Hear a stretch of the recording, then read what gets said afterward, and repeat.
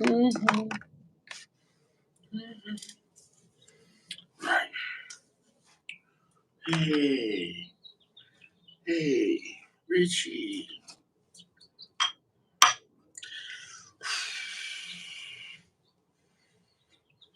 This is what it is, right? We got some surprises tonight. Massive Baka matches. Bought this with the funding from the National GIO. The International GIO Fund has brought this great box made in Georgia.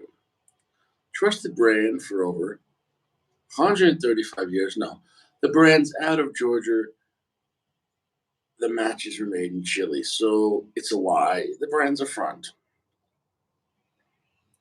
Royal Oak Enterprises. Huh. Wood is made from responsibly managed FSC certified forests. Um, is what it is. Nobody cares. And we got a nice bowl of cherries. How about that? Huh? Nice, huh? Mm, mm.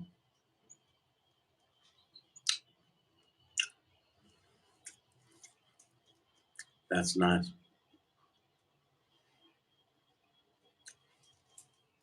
That's nice. That's nice, huh? Oh, let's see if anybody cares. Ah, man. Well, we're just here having a grand old time. I even got a backup cigar just in case. Oh, nobody cares. That's what it is.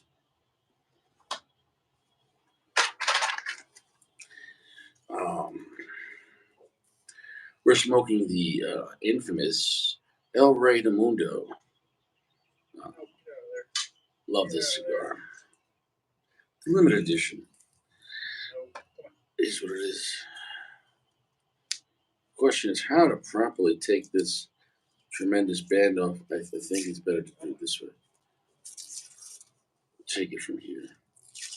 Well, you could just smoke right through it, and it's going to add some type of flavor. That's the question. That's the question.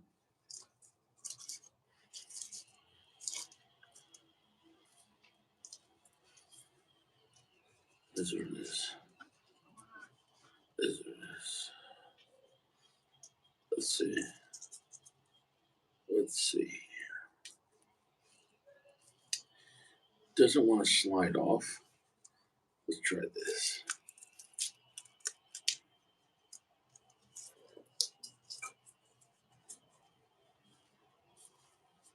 Oh shit.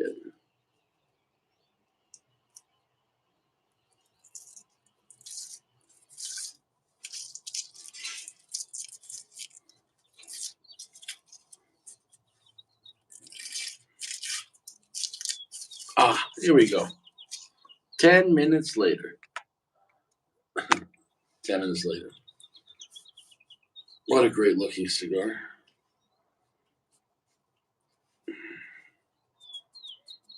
I hope it's not too moist. Well, band is moving.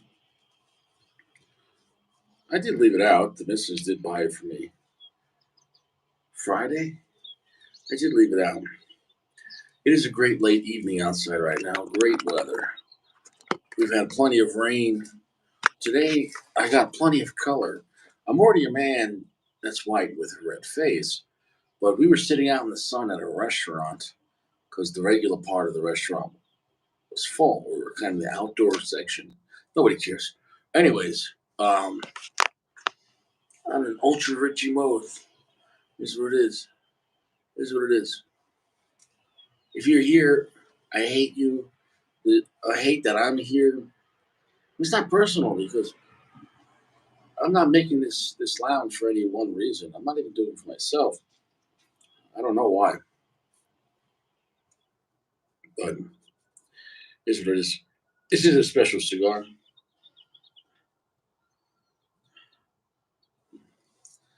Beautiful foot smell. It is what it is. For every single lurker out there, um, eat shit. Yeah, it is what it is. Richie, that's not nice. Who said Richie was a nice person?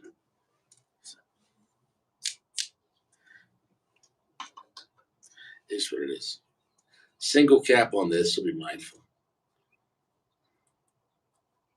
Mm.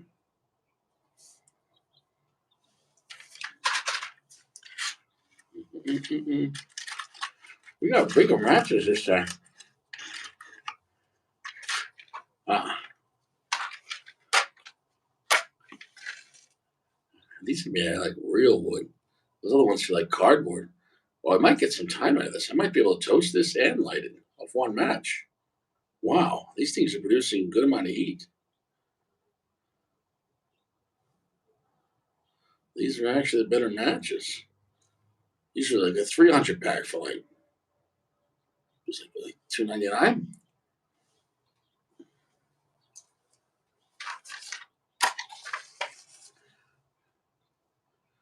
Much bigger flame on these. Really got a long time. Wow.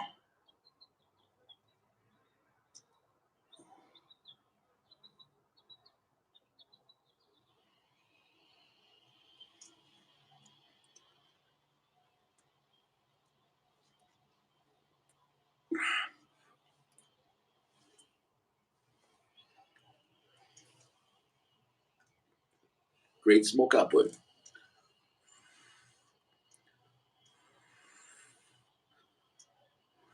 And we're good.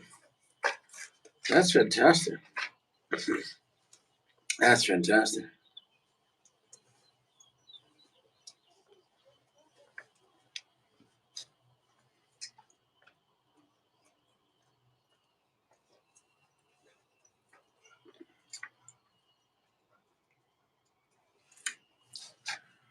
Off the bat, that is delicious. Off the bat, that is delicious. It's a heavy medium plus right now off the bat. And every time you come back to a cigar you love, you're hoping to have, I guess, in some ways, the same experience with the same amount of enjoyment. Maybe you might get something different though. Humidity outside, how hydrated you are, how tired you are, the time of day. When's the last time you had your last cigar? These things are factors. If you had two, three other cigars today, you fucked up. Don't come back to a cigar you enjoy if you smoke two cigars that day. What's up, Max? If you smoked a cigar today and then you come back to a cigar you enjoyed, you're going to mess up the flavor. I just can't stress it enough, right? You make love with the woman you love first. After that, you're just firing for effect. You're not going to have the same passion.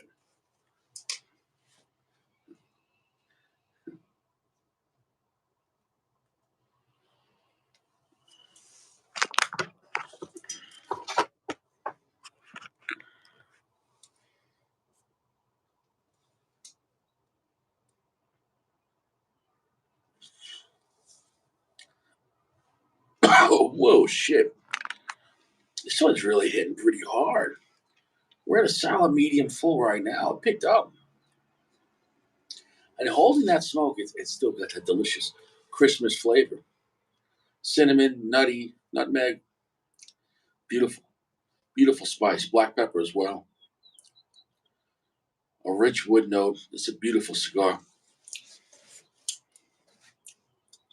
It's so complex. Such a long, heavy, beautiful finish. And that was like puff number two. Yeah, if you buy these, I think leaving them out overnight. Well, I got this on Friday. So leaving them out for a little bit might help them out. Take my word for it.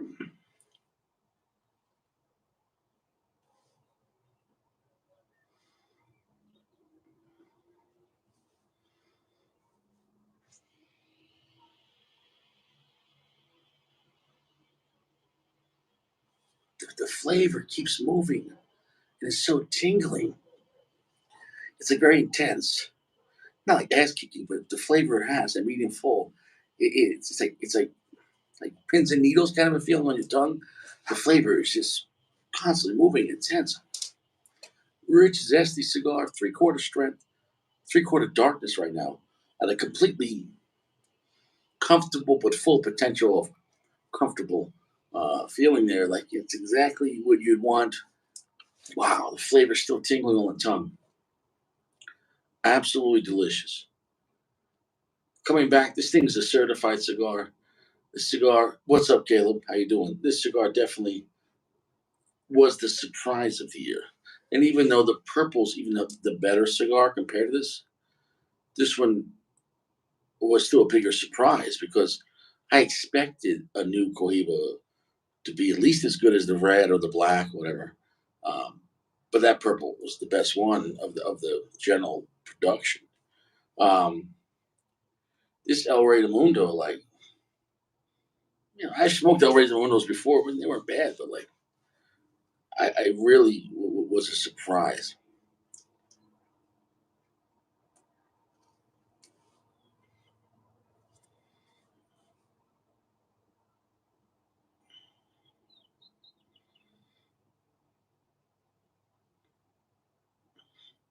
I think that when they run out of these boxes, it's one of the worst tragedies in cigar history. Um, Before I brought this cigar to the world's attention, nobody gave a shit. Nobody knew about it. I didn't even know about it. So I found it. I said, "What the hell is this?" Oh, maybe it's just another AJ. Not that they're gimmicks, but it's like it's the same shit over and over again. Dark, heavy Nicaraguan cigars um, that feel a little dirty, but they're reliable and affordable. I was wrong about this one. This is the best AJ cigar he ever made. That he will ever make? Well, we'll find out. But to date, it is the best El Rey de Mundo. It is the best AJ Fernandez, period. Um, and it's one of the best general cigars you could pick up. I can't stress enough. And it is what it is. It is what it is. One could only hope they die before they run out of this cigar. Then you don't have to worry about it. But once they run out of this cigar, if you're still alive, oh, then it is what it is.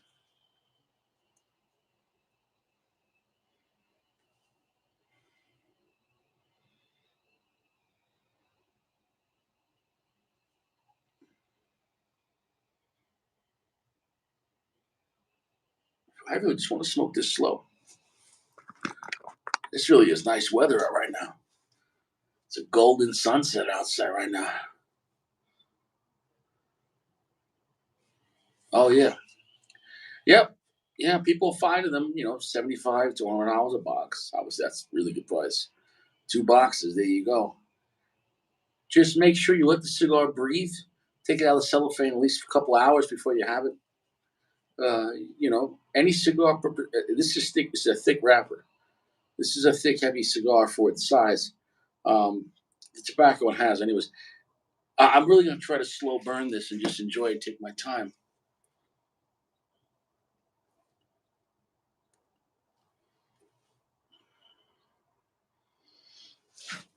I'm telling you, smoke output combustion. It's really a thing. If the cigar's too moist, you're gonna think it's the draw. You're gonna think it's the construction. You're gonna think, oh, it's a shitty brand, or you don't know how to light a cigar. If your cigars are too moist, because let's be real, most people with Boveda and all the other machines you're using in the lounges, cigars being dry is really not a worry. And it's and if a cigar was completely devoid of any humidity process, the tobacco has moisture in itself already. And unless you're living in like Arizona, there's going to be some kind of humidity in the air. And I have to ask Josh on that what the humidity is in Arizona. Now, Colorado's a dry state, but I don't think it has zero humidity. Like New York, pretty much, if you're in the summertime, if you had your cigars on your kitchen table in cellophane, with the humidity in New York, and now of course you have to worry about the temperature because it gets hot so unless your house is air conditioned. Point is, I don't think lack of humidity would be a problem in New York or Los Angeles right now as far as humidity. Um,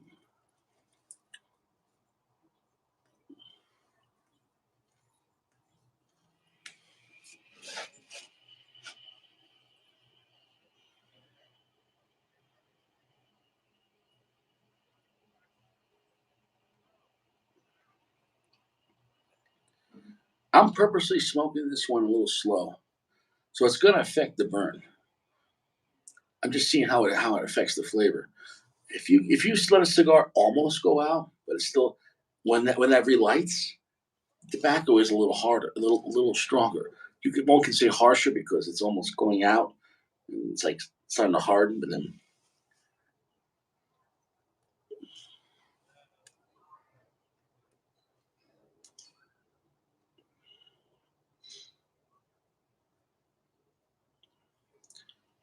we are in a smoker's paradise today. The smoke up in this is fantastic.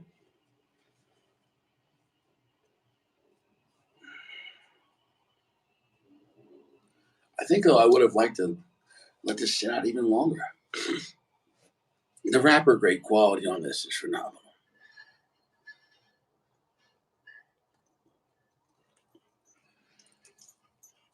I'm gonna have to touch up that bottom part, and that's from me just taking my time, really smoking this thing slow. It's interesting to see, obviously, how long it could go, um, how long it could go without puffing on before it goes out. I kind of pushed it right now.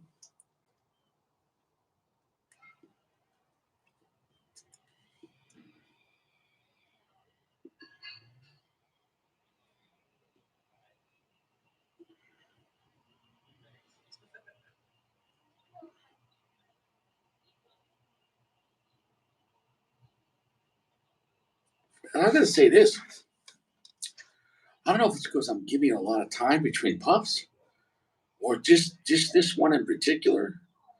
But this one is hitting me even harder than the last two or three times I had it.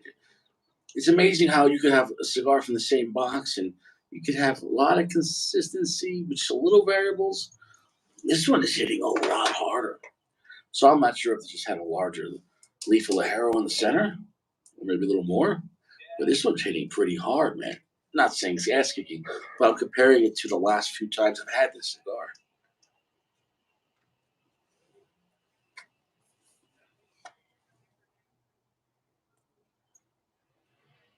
Mhm.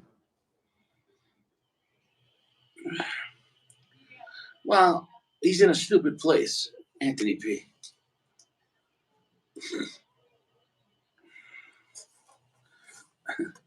You talking about Anthony P? What's up, Goody?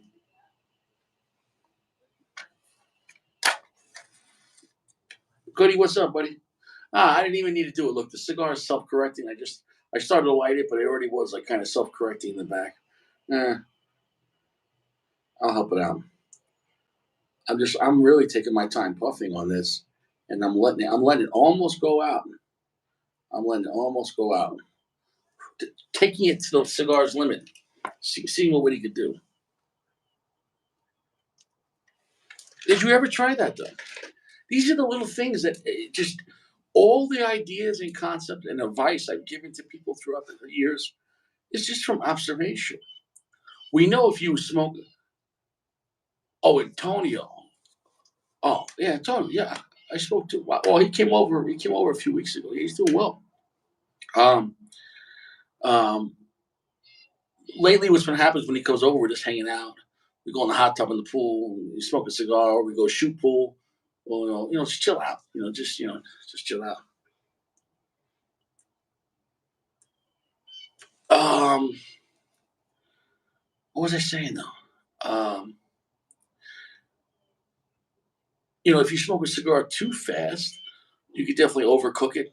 Maybe make the wrapper explode. Just get too much heat, it goes bust. Um, and that's interesting because there was no damage to the cigar, visible damage. But if you look at that though, look, that didn't happen on the other ones. And I wonder if that's a situation of being that this the observation of this cigar is it's feeling much heavier and stronger than the original. I mean, it's much more stronger than the last El Reyes I had. And I wonder if it's maybe the hair on the center is much thicker.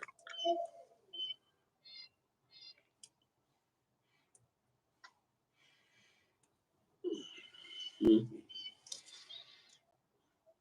Put it this way, in a way, the risk of smoking too fast, besides getting a headache because you're puffing so much, smoking too fast, you can overcook the cigar very easily, have a burnt taste. Smoking too slow, I think, is less risky. Of course, you can go out, but you can simply put it back on. Um, and there is some risk, I guess. You say, oh, when you relight it up, it might taste harsh or something. Now, we're talking about letting it go out for like 30 seconds. Is that just like the cigar's in a coma? Whereas if you let a cigar out for an hour and you go to dinner and you come back, I mean, in the past I've done it. Dinner's ready. Oh, put the cigar down. You come back and cut off the last inch and just come back.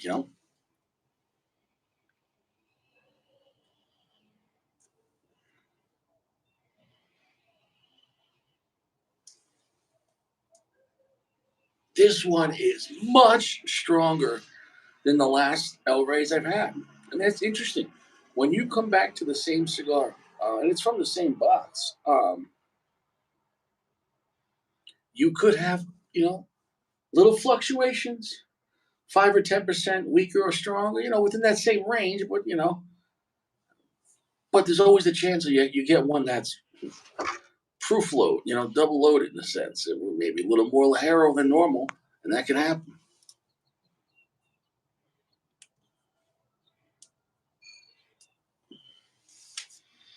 Also, here's the thing: over puffing a cigar in a way is kind of a sign of anxiety.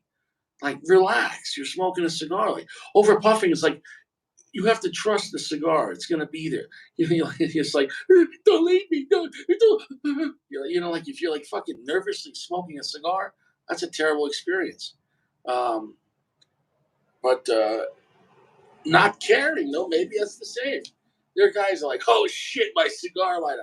And when I used to hang out at cigar lounges, I would see guys have to relight a cigar every other puff. Every other puff, the guys would be talking, oh yeah, oh, hold on, and they would just relight the cigar and talking, oh yeah, yeah, fucking giants, yeah, I'll tell you what, yeah, tell you what, hold on, I gotta go grab a coffee. They go grab a coffee, come back, oh yeah, it's like they were hitting a bomb. They had to relight the cigar every time. Oh yeah, oh yeah, oh yeah, oh, yeah. So I've seen both. I've seen like ex cigarette smokers plow through cigars, like smoking insanely fast, and I've seen guys just disrespecting the cigar, having to relight it, and it wasn't the cigar's fault. I mean, relight the cigar, the whole time.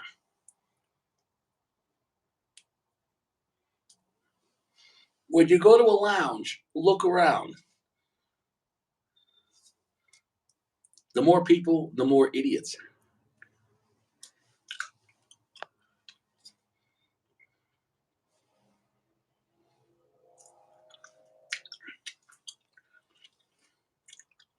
Yeah, I'm just gonna need to knock that off.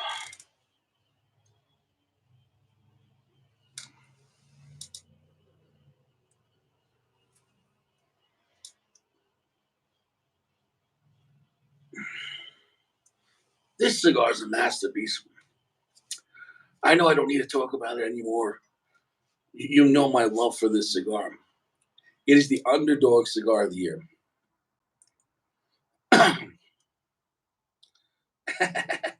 You want to go to the fucking dome?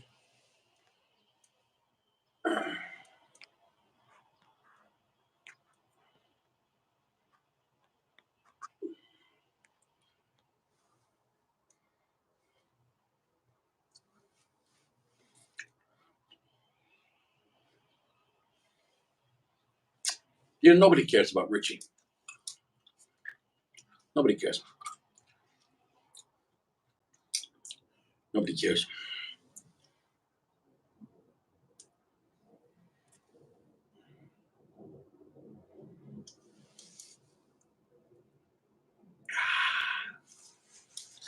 Stay strapped. Here's what it is. Hey, is your name Richie? There's like kind of like 3 or 4 reasons. If you're out in public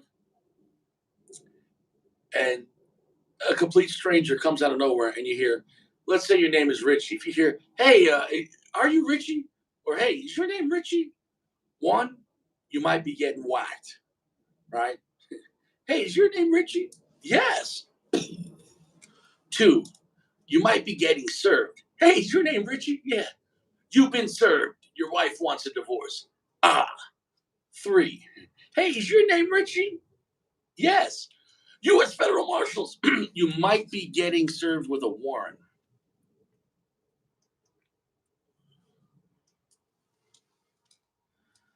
Possible. Or four, hey, is your name Richie? Yeah. Maybe you're famous.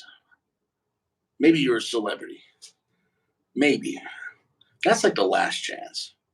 Realistically, you're getting whacked, arrested, or divorced. That's the reality of life for men. That's why men enjoy cigars and sitting in a chair. Our bar for happiness is so low. Fuck you, Chewy.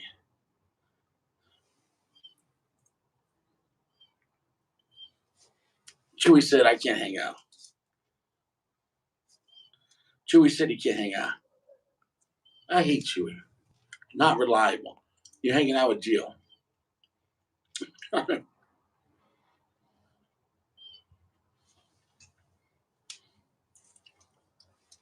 I did my hair for nothing. I did my hair for nothing. Hold on. Hey, Gio, best hair in the lounge? Gio, best hair in the lounge? Gio said he had the best hair in the lounge.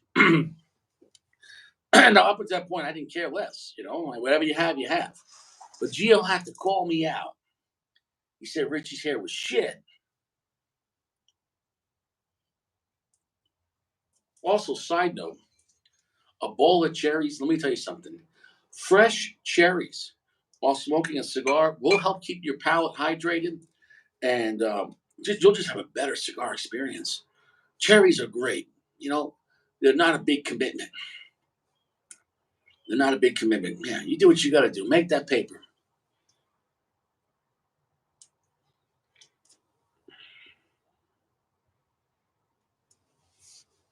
Yeah, it is what it is. Here's what it is. Yeah, I saw today. There was a story, and I think it was out of England, but you could replace England with any modern country.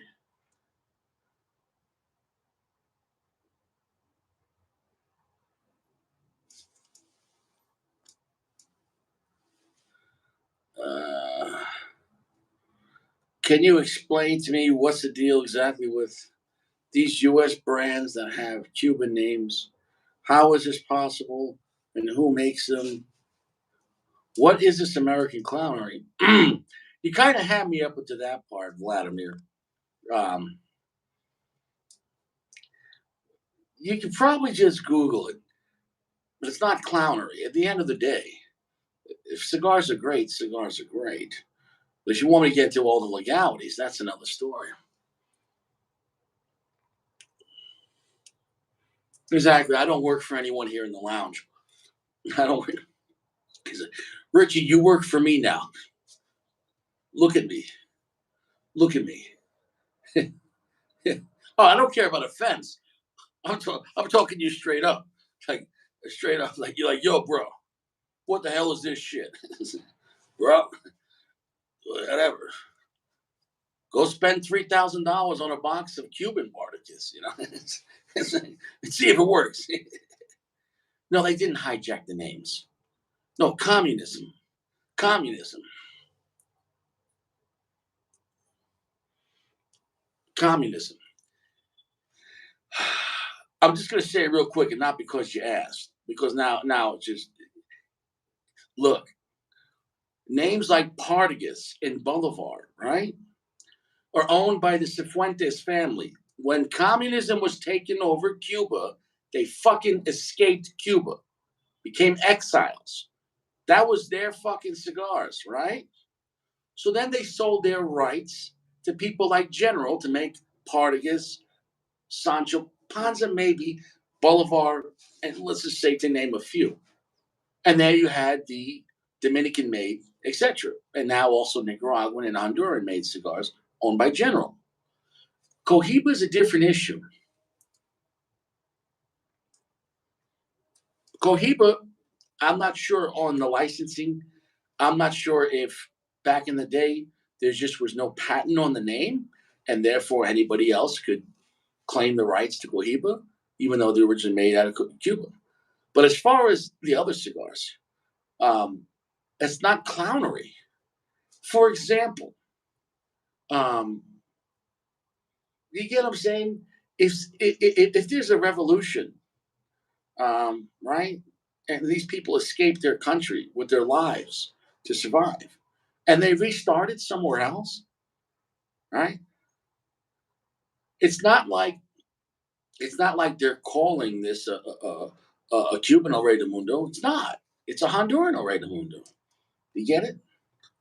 It's not shenanigans, you know.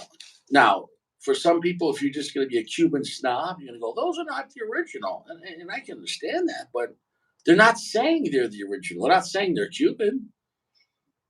Oh, it was originally a Cuban name. Yeah, well, things happen. Politics, revolution, people escaped, and they restarted somewhere else. It is what it is. It is what it is. It is what it is on that.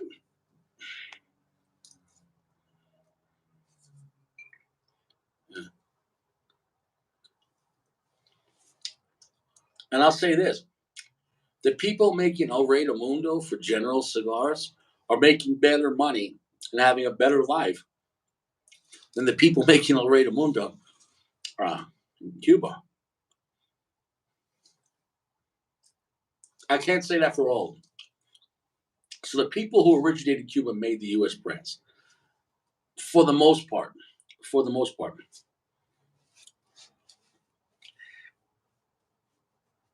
I don't know all the legalities.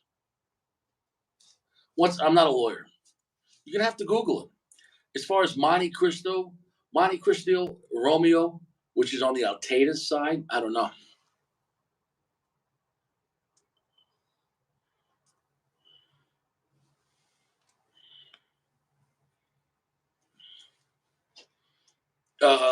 The Monte Cristo, I don't know who owned Monte Cristo and Altea's. That was on that's on the Altea's side. You're gonna have to look it up.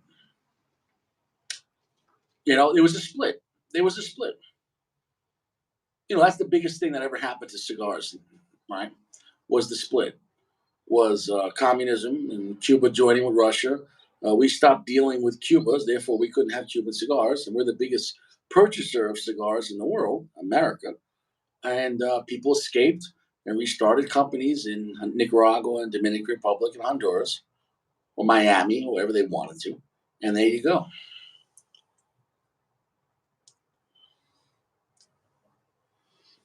Even even Trinidad, you have Trinidad on the Altea's side.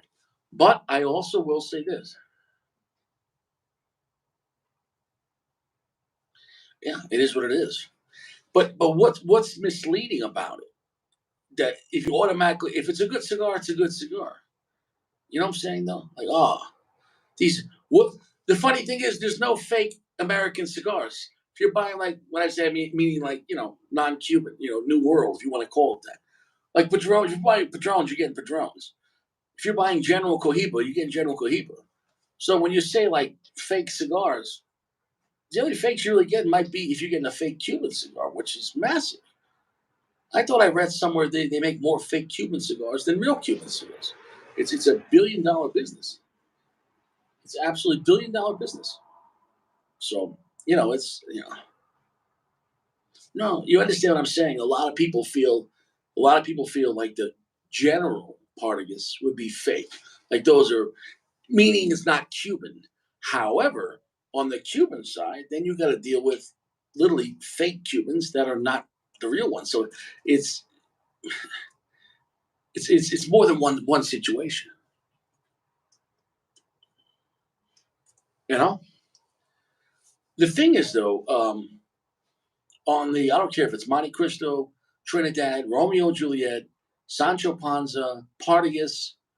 Um, you understand what I'm saying though? On the American side, no one said these are Cuban. Now they're Cuban heritage names, but there was a transition. People escaped. People escaped communism. You know, that's true too. That's true too. Yeah, that's true too. If you look at with Honduras, look at Aladino and the new Punch Golden Era is true Cuban seed, Corojo, grown in Honduras. So they're not advertising it as a Cuban cigar, but it is a Cuban seed grown in Honduras. And I'll tell you what, that Cuban seed Punch Golden Era, that will blow your mind.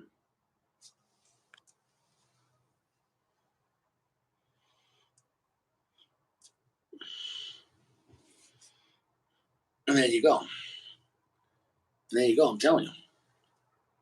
Yeah. So yeah.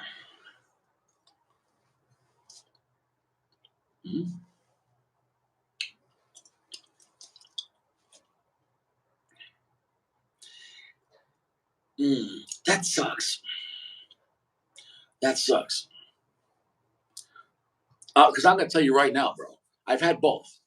I've had both Cuban and New World cigars. New World are better. New World had better pricing. New World had more aging. New World had better construction. New World has more strength. New World has more availability. I'll take New World cigars. I'll take Fuente, Padron, non-Cuban Monte Cristo, and non-Cuban Cohiba over Cuban cigars. I can't stress it enough. I'm sick of pretending I have to believe, oh, the Cubans are better. They're not. 50 years ago, yes.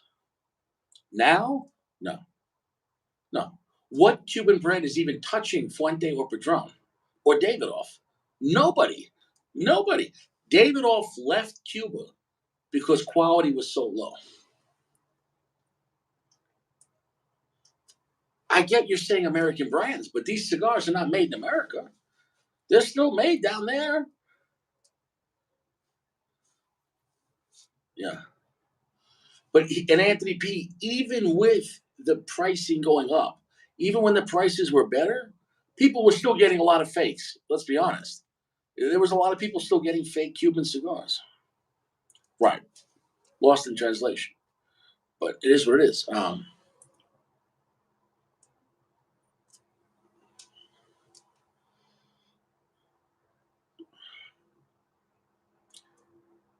I get what you're saying there. And that's for legal reasons. Yeah. Trust me. Dude, I will take General Cohiba over Cuban Cohiba. The cigars are just better. The cigars are better. They're stronger, they're richer, they're more complex, they're darker, they're spicier, and they're way better pricing, way better construction.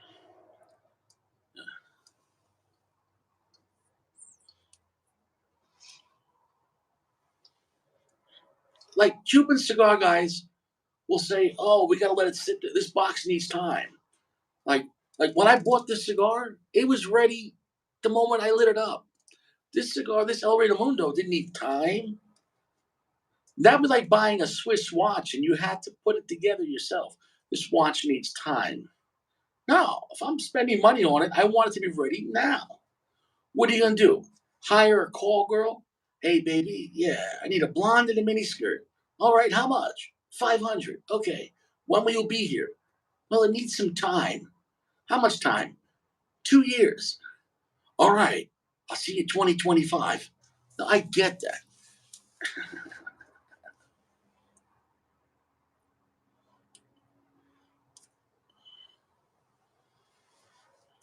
Yeah, there's no strong Cuban cigar. There's no strong. I have not had a Cuban cigar that kicked my ass. There's not. There's no Cuban Padron. There's no Cuban Cohiba Black. There's no Cuba Liga Number Nine. Nothing. And those aren't even like kick-ass cigars. Those are strong cigars. Man.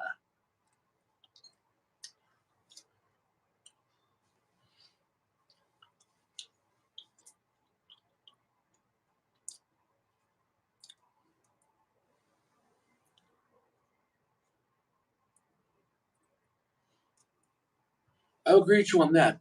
The strongest Cubans I did have were the Bolivar. Um, but even then, I mean, wasn't going to kill you. I think they're talking about the construction. There's a difference between construction and age of the tobacco. Um, you know,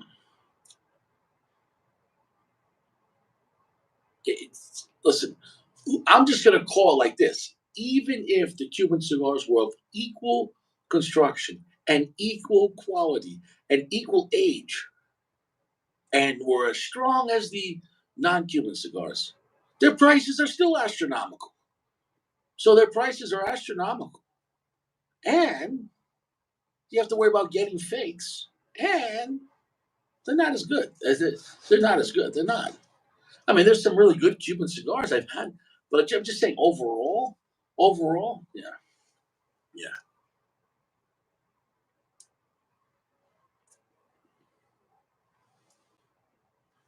Overall, I am much happier.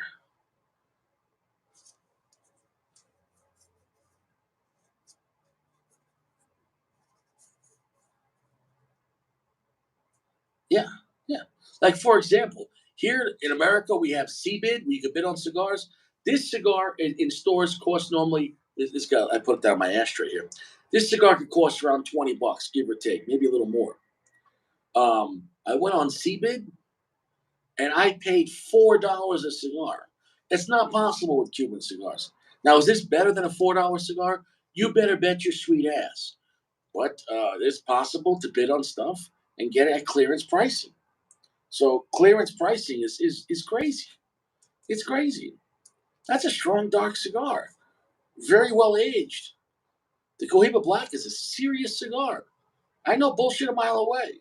I'm not gonna tell you it's the best cigar in the world, but it's a phenomenal cigar. So if I can go and CB and pick that up for 4 or 5 hours, you know, yeah, it doesn't come in a box, but who cares? Now these, there's no deal on them at a store, but $12.50, is is what it is. Is what it is. I'm gonna drop the ash right now. I don't need to, but I'm going to drop the ash.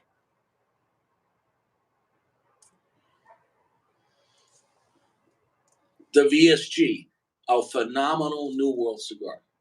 I love that cigar. I don't know if you love it, but that's a Fuente. It's fantastic. Time to drop this ash. It's a fantastic cigar.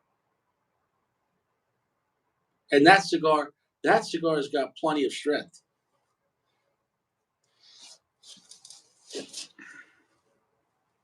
Ashton VSG is phenomenal. I love VSG.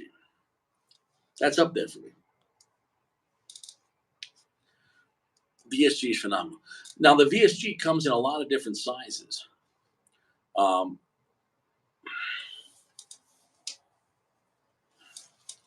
Someone rolling up on Richie.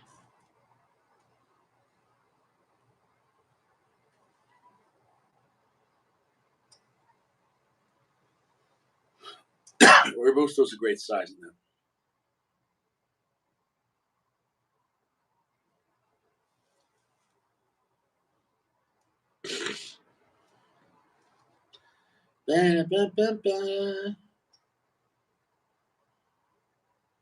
Oh yeah, that's one of the best releases of the year. The El Rey Mundos is such a serious cigar. Somebody, somebody rolling up on Richie, Rich.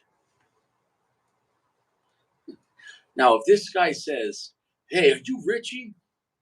We're gonna find out. Let's see.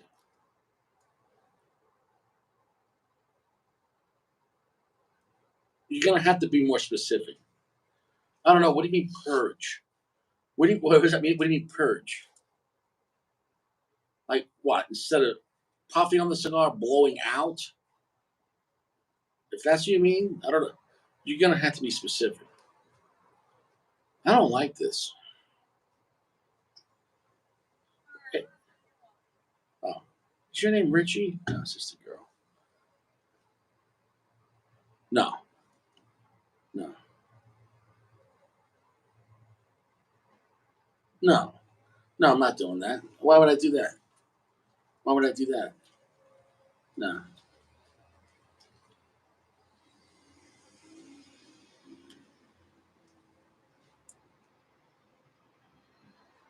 no, no, no. I'm not doing that. Cigar's really picking up. It's a heavy, medium, to full right now. You're gonna have a good time with those Chewies. Good time.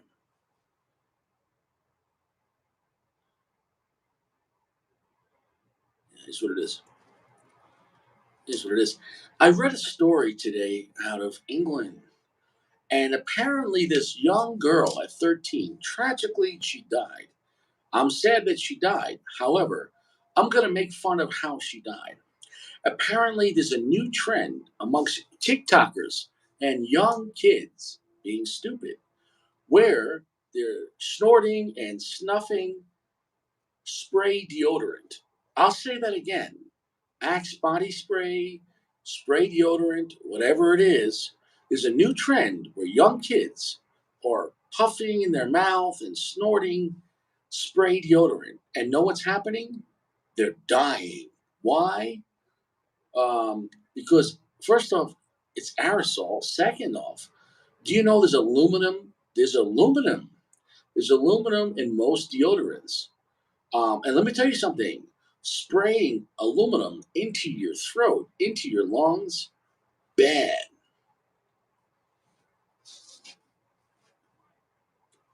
Yeah. Yeah. What is that, like a Budweiser and a whiskey?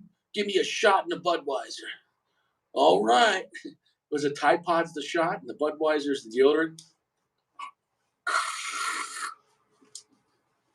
Stupid. I hate to say it. That's Darwinism, all right?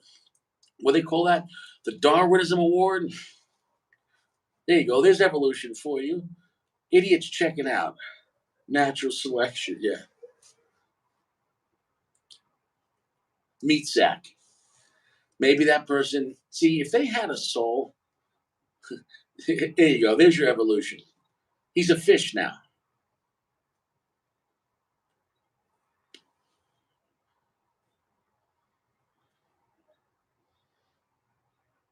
Is it, dude? Who would snort deodorant? You gotta be fucking stupid.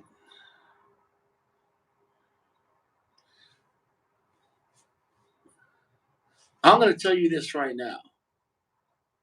I'm gonna tell you this right now. When I grew up, I went to a religious school, and we learned the Ten Commandments. We learned about Jesus and his disciples. We learned about the Old Testament. We learned about how evil Satan is and his demons and the fallen angels running this world. But you know what we weren't doing at 12 years old? Snorting fucking deodorant. Why? Because we knew about heaven and hell. And we knew the body was the temple of the Holy Spirit. So abusing your body is abusing the spirit world. You're not respecting what God gave you. Whatever you want to believe in, believe it. But at least when you're raised with respecting your body, you're not gonna snort fucking Axe body spray. Oh, this tastes good. Now you're dead.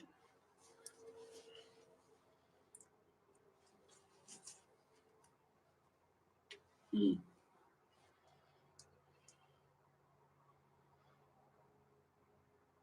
It is what it is, my friend. It is what it is. It's all good. But yeah, I mean, so like I said, going back to the Cuban stuff, look, I'm not knocking Cuba. Like I want Cuban cigars to be available, but I want them to be available at the prices they should be. It's never going to happen. On top of that, I only want companies to make their best cigars. I don't wish no company to be bad. However, I'm going to tell you the truth. What's up, PG? So the New World versions of the Cuban heritage brands, which I'm not gonna lie to you, they started off in Cuba. Partagas, Monte Cristo, Cohiba, Trinidad, etc.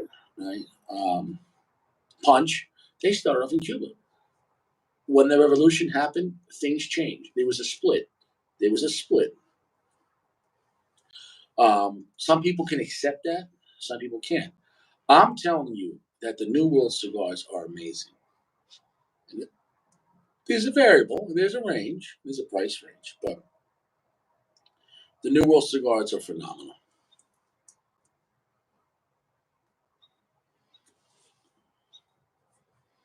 There was a guy I used to be friends with back in the day. He's from Canada, and he would mail me like Cuban versions of Partagas and Cohiba, etc., Monte Cristo, and I would trade. And I would mail him nice versions of the New World, etc. And he never said, "Oh, these are garbage." He said, "Wow, these." I sent him like New World versions of Monte Cristo, not like the regular one, but there was other ones like the Espada and etc. And the Cohiba Black and the Cohiba Red and etc. I could punch Diablo. And he said, "Wow, these are really strong." He said, "These are strong." I said, "Yeah."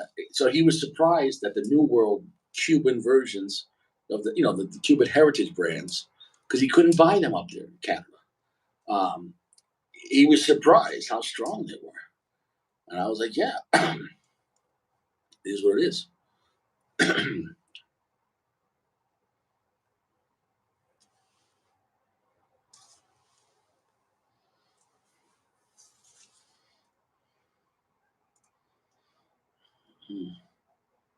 Yeah, yeah. I said it 100 times. We're living in modern day Sodom and Gomorrah. The evil shit that they're putting out on TV and in the music and etc. And the mass mind control and the agenda is real. Now, some people just don't see it. Some people think every day, you know, it's just random and that people don't have plans. Um, I'm here to tell you people have plans and they're not always good. Chewy said the best part of the new age market is you can create blends.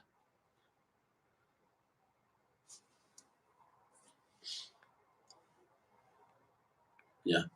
Hey, you can get tobacco around the world. Yeah, yeah. Yeah, when you think about it. If you compare New World, it's cheap. But they're not cheap in a sense, but they're way cheaper than the Cuban versions. Like my God, like Opus X, I get Opus X $20 to $25 depending on the size. Opus X, in my opinion, it's beating most Cuban cigars ever made. Period. And you can take that to the bank. You could argue with that, but Opus X pretty much beats every Cuban cigar ever made. Uh, you know, try to tell me one Cuban cigar that has had a bigger impact than Opus X, and I get Opus X for $20. You get what I'm saying though?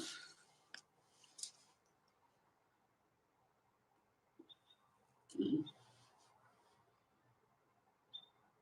Yeah, just my opinion. You're right. Oh yeah. No, no, you're right. No, you're right, Anthony P. Yeah, Siglo Six, Cohiba Siglo Six has had a bigger impact than Opus X. Yeah, part of your Series D, great cigar, but it's had a bigger impact than Opus X. You're wrong. You're wrong, Anthony P. And you could take that to the bank on a Sunday and bounce it twice.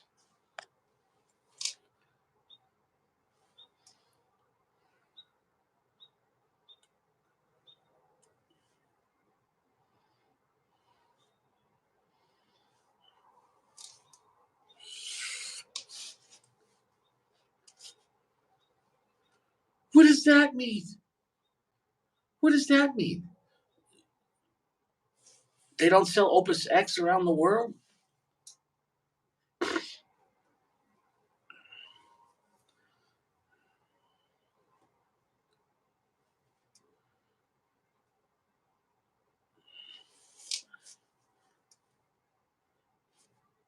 They don't sell Opus X in Europe?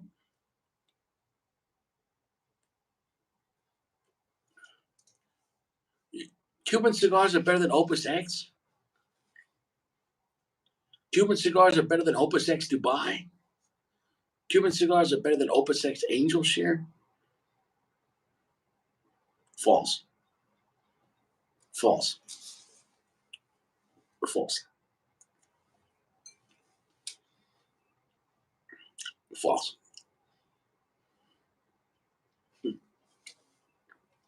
False.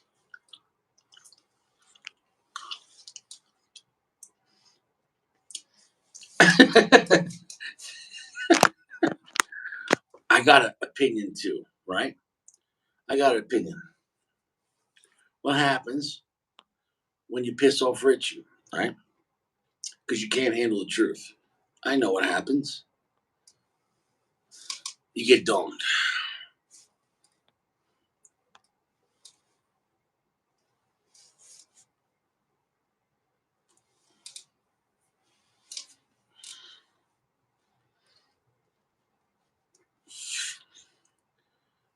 PG, you want to go too?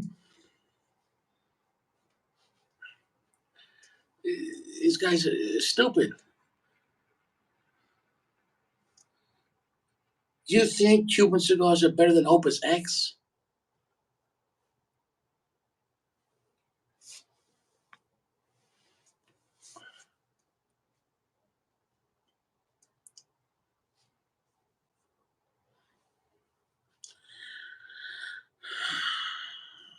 You're saying Cuban cigars are better than Opus X?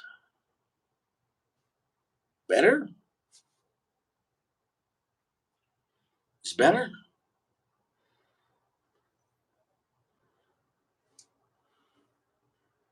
No, better is a fact. Better is a fact. Better is a fact.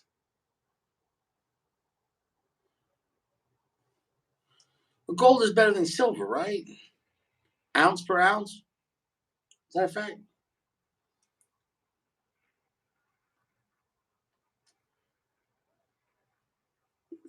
Everybody's got AIDS. It doesn't mean that you want it.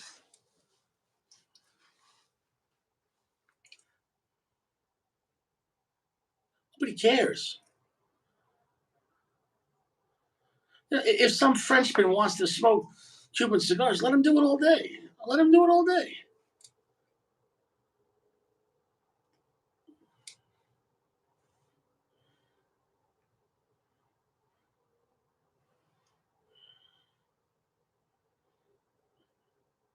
They're not worth the money. They're not worth the money. They're not worth the money.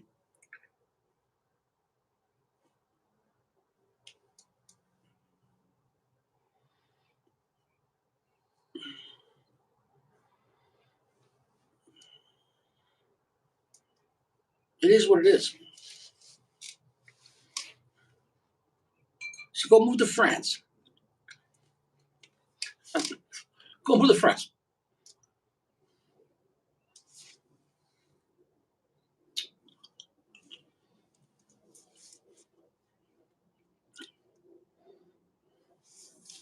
Nobody cares.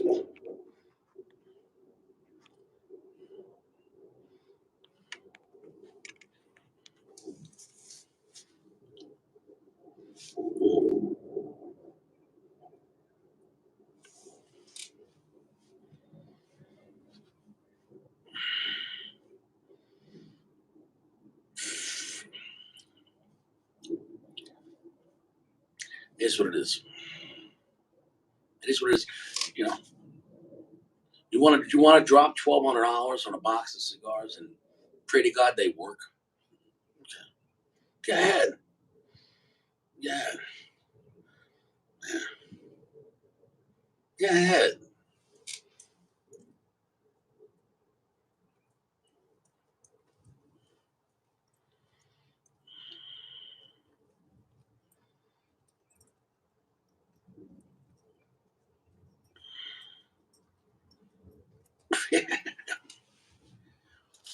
The box of Cubans is gonna be more than your rent. Your rent's not $2,500. A box of Cohiba is gonna cost you a lot. Mm, yeah. Well, it's a stupid place.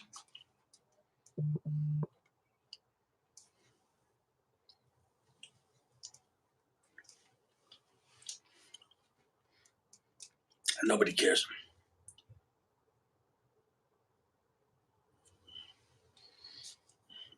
I was smoking real Cubans tonight, baby. You could have just bought a box of this El Rey del Mundo. This El Rey del Mundo is better than pretty much every Cuban cigar I ever had, if not all of them. Debating on that maybe with the what's the one? Maybe the 80th Monte Cristo. I don't know. And then maybe the Cohiba. What's the one? What's the name of that special one? I can't think of it. Those were great. But if anything, maybe equal, not better than this. But then if you factor in the price point, at that point you're done. When AJ Fernandez and El Rey del Mundo can make a better cigar for $12, I just can't. You're getting ripped off. You're getting you're getting fucked.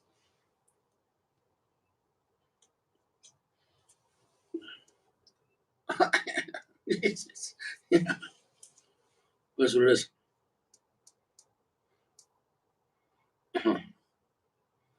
Yeah, nobody's here tonight. Everyone can go fuck themselves. Everyone's just like, oh, Richie, I'm busy. Richie, I'm busy. Yeah, exactly. Yeah, they're all smoking Fuente. Yeah. Did you see people like AJ Fernandez or the Fuente family or countless others? People that, like his grandfather, people that have left, people that were born in Cuba and they left to think that, oh, yeah, like now they look at even my father, right? Look at Don Pepin, right? He left Cuba, right? Oh, yeah. Now they forgot how to make good cigars. Yeah, that's it. Yeah, right. Yeah, people left Cuba to make bad cigars with way more selection, better quality control, no rushing from the government trying to steal all the money, cut corners, selling cigars that aren't aged. Yeah, you're out of your mind. You're blinded. You're blinded. You're blinded. You're blinded by the light. Revved up like a douche in the middle of the night. Is what it is.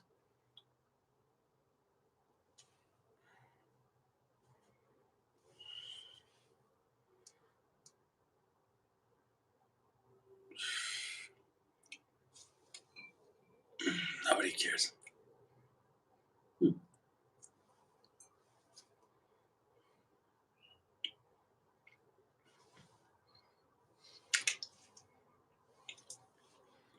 Is what it is.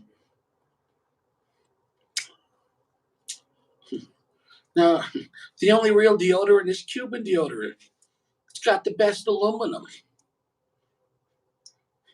The Cuban Axe body spray is real. Hey, what's up?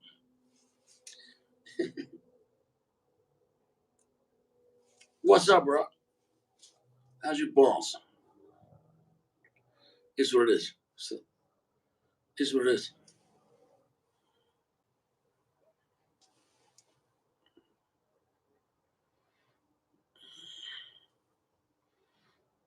No Sacco tonight. No PG. We got the fake PG here. We got fake PG, and we got angry Anthony P. He said, Cuban cigars are the best.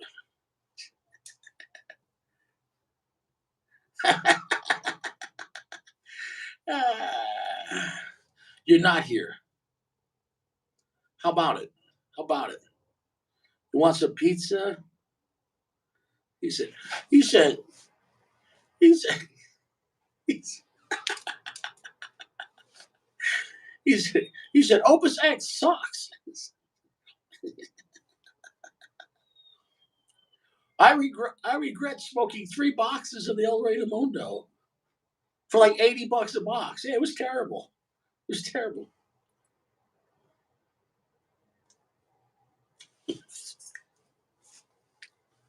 Fuck that. Gio, go suck it. Gio, you're not a real man. Gio, you're not a real man. I'm calling you out. You're stirring up the shit, Gio. You didn't want to come on tonight because you said you got AIDS. And you don't want to come on. You said it. You said you got AIDS. Is there real AIDS? And then this is not the real AIDS. This is the copycat AIDS. This AIDS need more time. The construction on this AIDS is terrible. I'm telling you. Terrible. I'm getting very bad smoke output on these AIDS.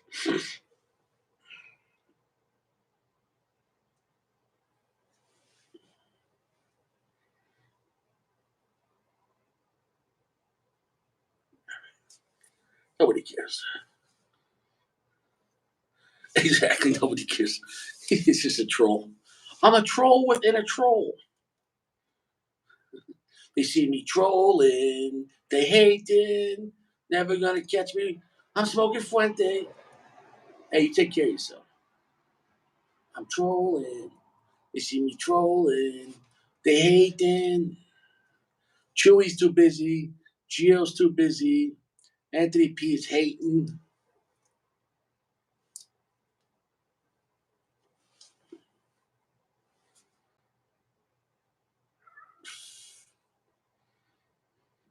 Nobody cares. Nobody cares.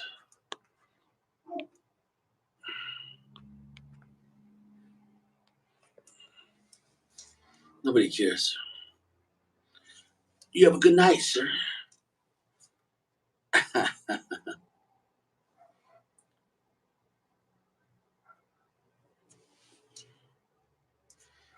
Yeah, the Royale's a great cigar. Royale's a great cigar. It's a very thick cigar. Make sure it's not too moist. Make sure you take it out for a day. It's a thick cigar. Where's Saint Sacco? We need Sacco. All these haters are right now. A lot of hate.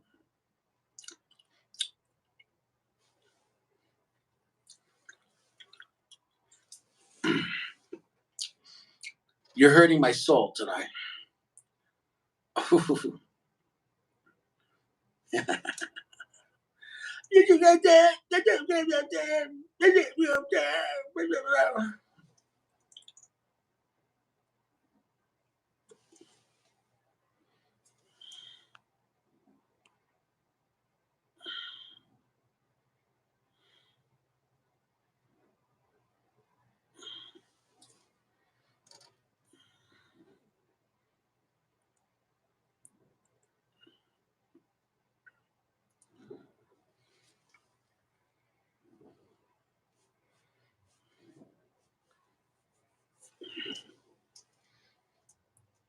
Oh, it's nice out.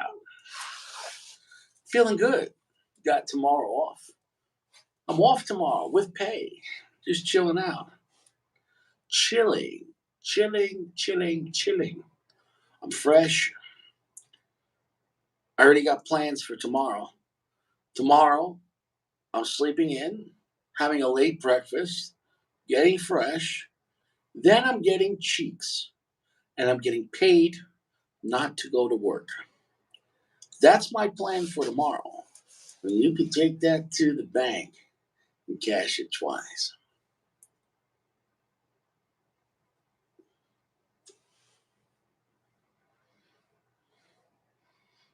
Paid to clap. Under siege. Fire down below. Out for justice. Inside of justice.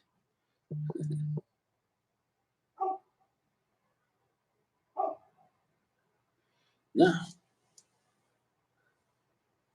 I don't know what's going on.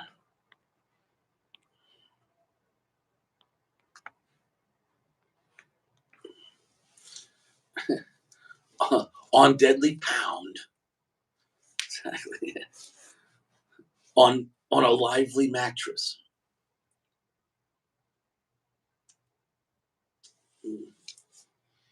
All right, guys. Here's the thing. If a cigar was named after your sex life, what cigar would be named after your sex life, guys?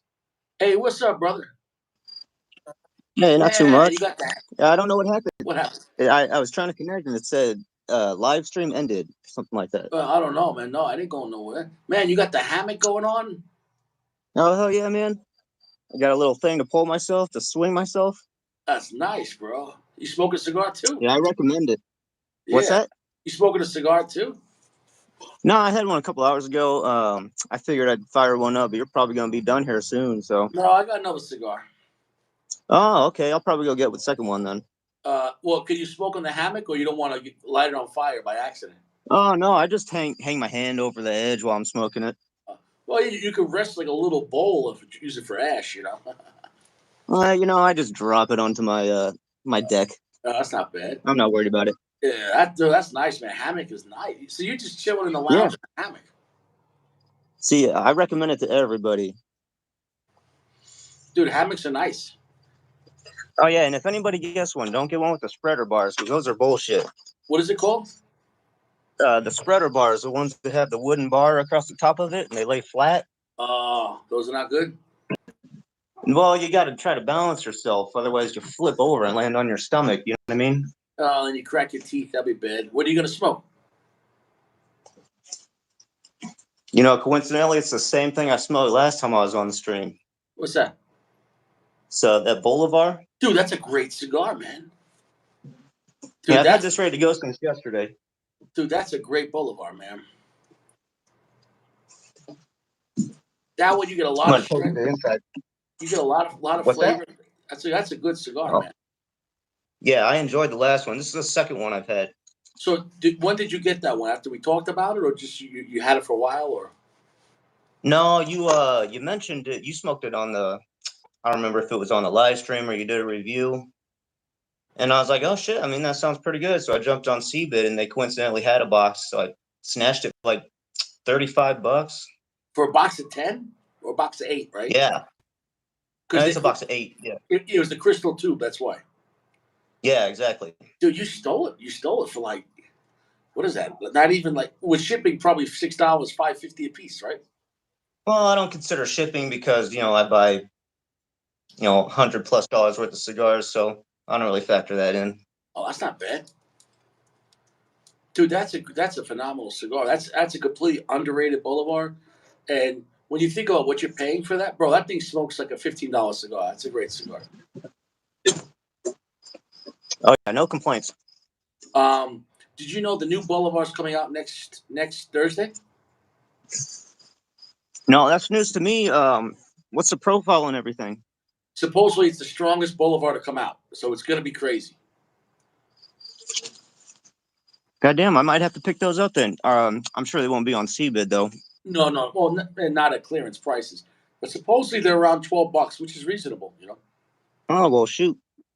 I wasn't considering buying a box of those El Rey de Mundos, but $75. That's pretty enticing. Yeah, remember there's only 10 in the box, but still, you're talking about sub $8 price range. Yeah, $7.50 a stick. Dude, that's a steal. This cigar smokes better, I'm telling you, than most $20 cigars. The El Rey Mundo is the best mid-tier cigar, and it beats a lot of high-end cigars. I can't stress it enough. Dude, do you know how much I love Padron? I like the El Rey Mundo better than Padron 26. That's how good it is. It's a rare thing for a cigar at that price range to be that good, and it is. It's just I don't know what the hell they were thinking. They could have put the cigar under Cohiba if they wanted to and sell it for $20, and I would have bought it. But for Oh whatever yeah, for reason, sure. they put this blend under El Rey del Mundo, which is a mid-tier brand. And if anything, I think they underpriced it, which is a good thing for us. But Yeah, I was gonna you say know, that works for me. right. But the bad I'm thing gonna is, though, set this phone down while I cigar like this. it gets no respect, and then also it's limited, so they're not going to make it anymore. I wish it was a regular release. So Oh well, it is what it is. I'm going to say At this least we right get now. them in. Because and I'm not talking about smoking like a garbage cigar that the original price is $2. What I'm saying is when you get a great cigar and for a better price, lots of guys just look at the price and they assume price. The more you spend, the better it's going to be, and that's not always the case. You It's know, not. I'm wondering if Gio was a little biased when he tried that Cortado. I don't know, maybe he just doesn't like Connecticut's, or maybe he figures I since don't it's so think he cheap, likes it can't be good. I don't think he likes Connecticut's. That's what it is. I think so. But maybe some bias. That was also back in the day, a few months ago. I think Gio. I'm proud of Gio. He's come a long way. And what's up, Brian? I think Gio's come a long way. As not being as much of like an elitist or a snob, because I smoke high end cigars too. But to just assume if something costs $30, it has to be twice as good as a $15 cigar. It doesn't always work like that. I can't stress it enough. It doesn't. You know what I'm saying? No, it doesn't work like that. Yeah, exactly. I think it works like that Well, more with alcohol. Because if you let's say you get like scotch, if you get like a shit bottle of like Grants for like $12, like a gallon, and you're like, well, I wonder if this will be as good as Glenlivet 12. You're like, no, it's not. It's not. like, no chance. You know what I'm saying though? But when it comes to Yeah. cigars, there's a lot more play with the price depending on tier and everything else. And generally mid-tier cigars are not going to be better than luxury brands. But at the same time, we've seen it happen where luxury brands sometimes their cigars are not that good or they're not worth the money. I mean, look at the last Caldwell, the Long Live the Queen. I did not like that cigar, and it was not worth the money whatever Gio paid for it. That's that wasn't like a cheap cigar. And I'll take a Red Dot or Don Carlos Cameroon or even the AJ Fernandez Cameroon, which was like an $8 cigar, is better than that cigar. So I mean, it is what it Yeah. is. You know, the only Caldwells I've had, I smoked outside. It was really windy, really fucked up the burn. So I'll have to give them another shot. Well, no, I Cabo has didn't enjoy nice them. blends, but what I'm saying is, I can't uniformly say, oh, I love all of them, and and price is always a factor, but the more I review and the more how do I say, look at it with a wide scope with all the cigars I smoked. When you smoke, let's say, a $40 cigar, it doesn't mean it's 4 times better than a $10 cigar. It just doesn't work out like that. To me, what I've seen is the highest price where luxury actually means something of value is $20. After you get over $20, it's marginal gains, if at best. Yeah. You know what I'm saying? So if you're You know, smoking to be 20, honest, what's that? I don't know if I could fully enjoy a $20 cigar because I don't know if my palate's quite developed to that level to really appreciate it. I wouldn't say that, but I'm just saying. Like, well, for example, like the Cohiba Purple is $20 online. You could probably get a box for like maybe 15, 17 each. Some guys have gotten lesser because of discount codes like 13, 15. But my point is, you would love that cigar, but it's pretty strong though. You don't like super strong cigars, right? I don't mind strong cigars. I don't really like pepper bombs. That's not really my thing. Yeah, yeah. So yeah, that one is quite spicy. I'm not sure. Hey, Chewy said, yeah, $1,200 Cubans for 10 cigars. Yeah, they're 100 times better than a $24. But you're right. You're right. You're Yeah. right. Yeah, I think I'd rather pay my property tax. Yeah, and honestly, $1,200 for Cubans is cheap now. If you look at the prices like Cohiba and Monte Cristo on the Cuban side, it's astronomical. I got a question. I noticed they have on CBID the Fuente, their Exquisitos, and there was another one similar to it. Are those any decent? Are those like the They mid-tier got ones? boxes on CBID. Are those Yeah, the mid-tier? little bitty ones. I don't think I recall them, so I'm not sure. Are those like the They're like white box? boxes of 50. I'm not. They're pretty tiny.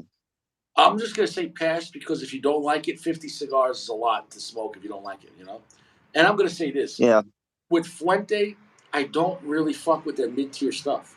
I'm gonna be honest. Like General makes some great mid tier cigars. On Fuente side, I start off at Hemingway up. Now, if you want to go for the only ones I can really push would be like the Cuban Corona or Maduro. Those were pretty good, but even then, they're not. They can't touch a Hemingway or a Don Carlos. You know. Yeah, I'll keep that in mind. I think they have a couple of options at the liquor store near me. Liquor store called Benny's, pretty big store. I They got would a definitely humidor try out front. Hemingway. If you can get the Hemingway Maduros, you would love that cigar. I guarantee it. Oh yeah, I'll keep that in mind. Yeah, the Hemingway Maduros, but that's hard to find. Well, I'm probably going to place an order for a box of El Rey del Mundo, so Yeah. I might. They sell single sticks, right? I don't know online single. At that price though, singles you might be paying $12. So if you get a box for 75, just buy a box. You know what I'm saying though? You're talking about No, I getting. mean I might get a Fuente of some sort Uh, along with that box. yeah, then maybe try a Fuente Hemingway Maduro. Yeah, cool. I'll do that. I would still also say try the regular Hemingway as well. Try it in the signature size. The signature size I think is the best size overall. The signature is like kind of like a almost a Toro, but it's like skinny. So I think it might be 6 by 46. So it's it's a really good size for power Okay, rating. I like that size. I like Yeah, to stay about 50, 52 or below. yeah, but when you're smoking, 54, a little bit big for me. yeah, but when you're smoking like a Cameroon in 46 is nice because that skinnier gauge pushes that wrapper. You know what I'm saying though? Right. Well, like you got a tremendous head. I have a tremendously small head, so Oh yeah. big cigars aren't for me. Oh okay. You said yeah, yeah. I have a tremendous skull. You know, I was born like that though. It was what it was. You know what I'm saying though? And Yeah. I have a No, you tremendous. can't change it. You just gotta rock with what you got, my friend. Whatever it is. So you off tomorrow or you have to work? No, I don't work Mondays, so I always catch the streams on Sundays. Oh, that's nice. That's nice. What you got plans or what are you doing? Uh, no, I'm just gonna pretty much hang around. I got some yard work I got to do. Oh, okay. All right. How long Probably you play been a waiting? little bit of music. What's that? I said I'll probably play a little bit of music, Yeah, chill out. play a little guitar, play a little piano. I like to do that a lot. Oh, that's good. How long you been in that house over there? Last spring, just Oh, over a year. okay. So how was the market back then? Did you get a good price on it, or like was it crazy your Dude, price? I got a fantastic price. I got a house for 90 grand. Got two levels and a basement. What state do you live in? I'm in Midwest or Central Illinois. Wow, that's a steal. Yeah, I was blown. House was on the market for a little bit, so it was around Christmas time. Not really many people were buying. 90 grand. So your mortgage is less than my rent. Yeah, 675. Holy shit, dude! You And I dude, got an you, escrow account, so I don't have to pay property tax because that goes into my escrow account. dude, you stole Well, I mean, that. I have to pay it, but not at once. Yeah, yeah. So what is that? Like a 2 bedroom, 3 bedroom? It's two bedrooms, and they count the upstairs as a bedroom. But I mean, I don't use it as a bedroom, but technically, I guess it's three bedroom. So you got your own bachelor pad. That's a phenomenal deal, man. Yeah, I was really stoked. So I'm not gonna lie. you're a property owner in America right now in 2023 for under $1,000 a month. You fucking stole that property. Yeah, I mean, I don't make a lot of money, but I make plenty of money to get by with It what I doesn't got. matter what you make. It matters what you keep. I can't stress enough. Don't say that. You're doing better than a lot of people. You have your own house. Oh Holy, yeah, I didn't mean that like a bad thing. I'm saying I get by just fine. yeah, that's phenomenal. And you I don't don't have need to make a lot of money. I'm too frugal for that. yeah. So you don't have any kids, right? No kids. I got cats, but I mean, no kids.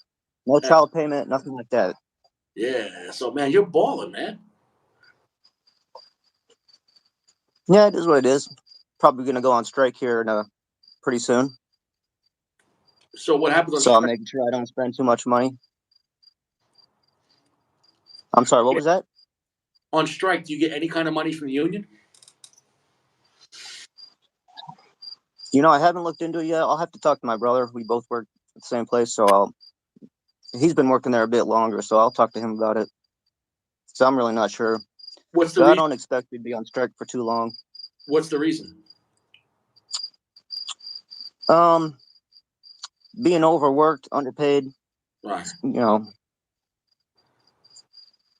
Gotcha. Do you think they'll negotiate? Yeah, we got a new contract coming up. So we're trying to send a message that we're not screwing around. Well, that's cool. You know, we get jerked around a lot.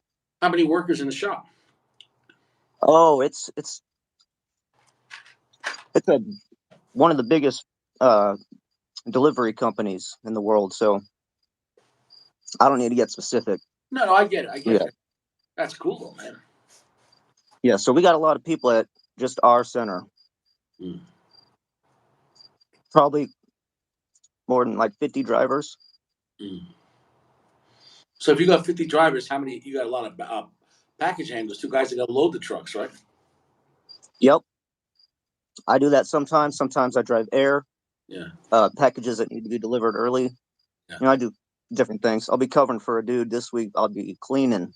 So I'll get 8 hours. Normally I don't get 8 hours, but I'll be covering for him this week, so I'll get a few more hours. Well, how long is a normal day of driving? 6?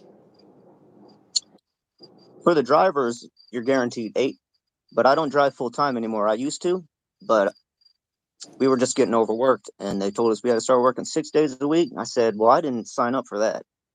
So I don't drive full time anymore. Okay. Interesting. You're driving 6 because how long is that day normally? Like 12? They can't keep you on the road more than 14 hours. And there have been times when we've been out 14 hours. That's a long day, bro. Yeah, particularly like around Christmas time.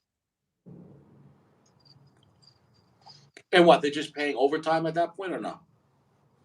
Yeah, after 8 hours, it's overtime. So, I mean, you make a ton of money, but, you know, you have no life. That's poor. And if you're working even 12-hour shifts, like 5 days a week, that's a lot. Yeah. And when you're driving a package car, last thing you want to do is fall asleep behind the wheel.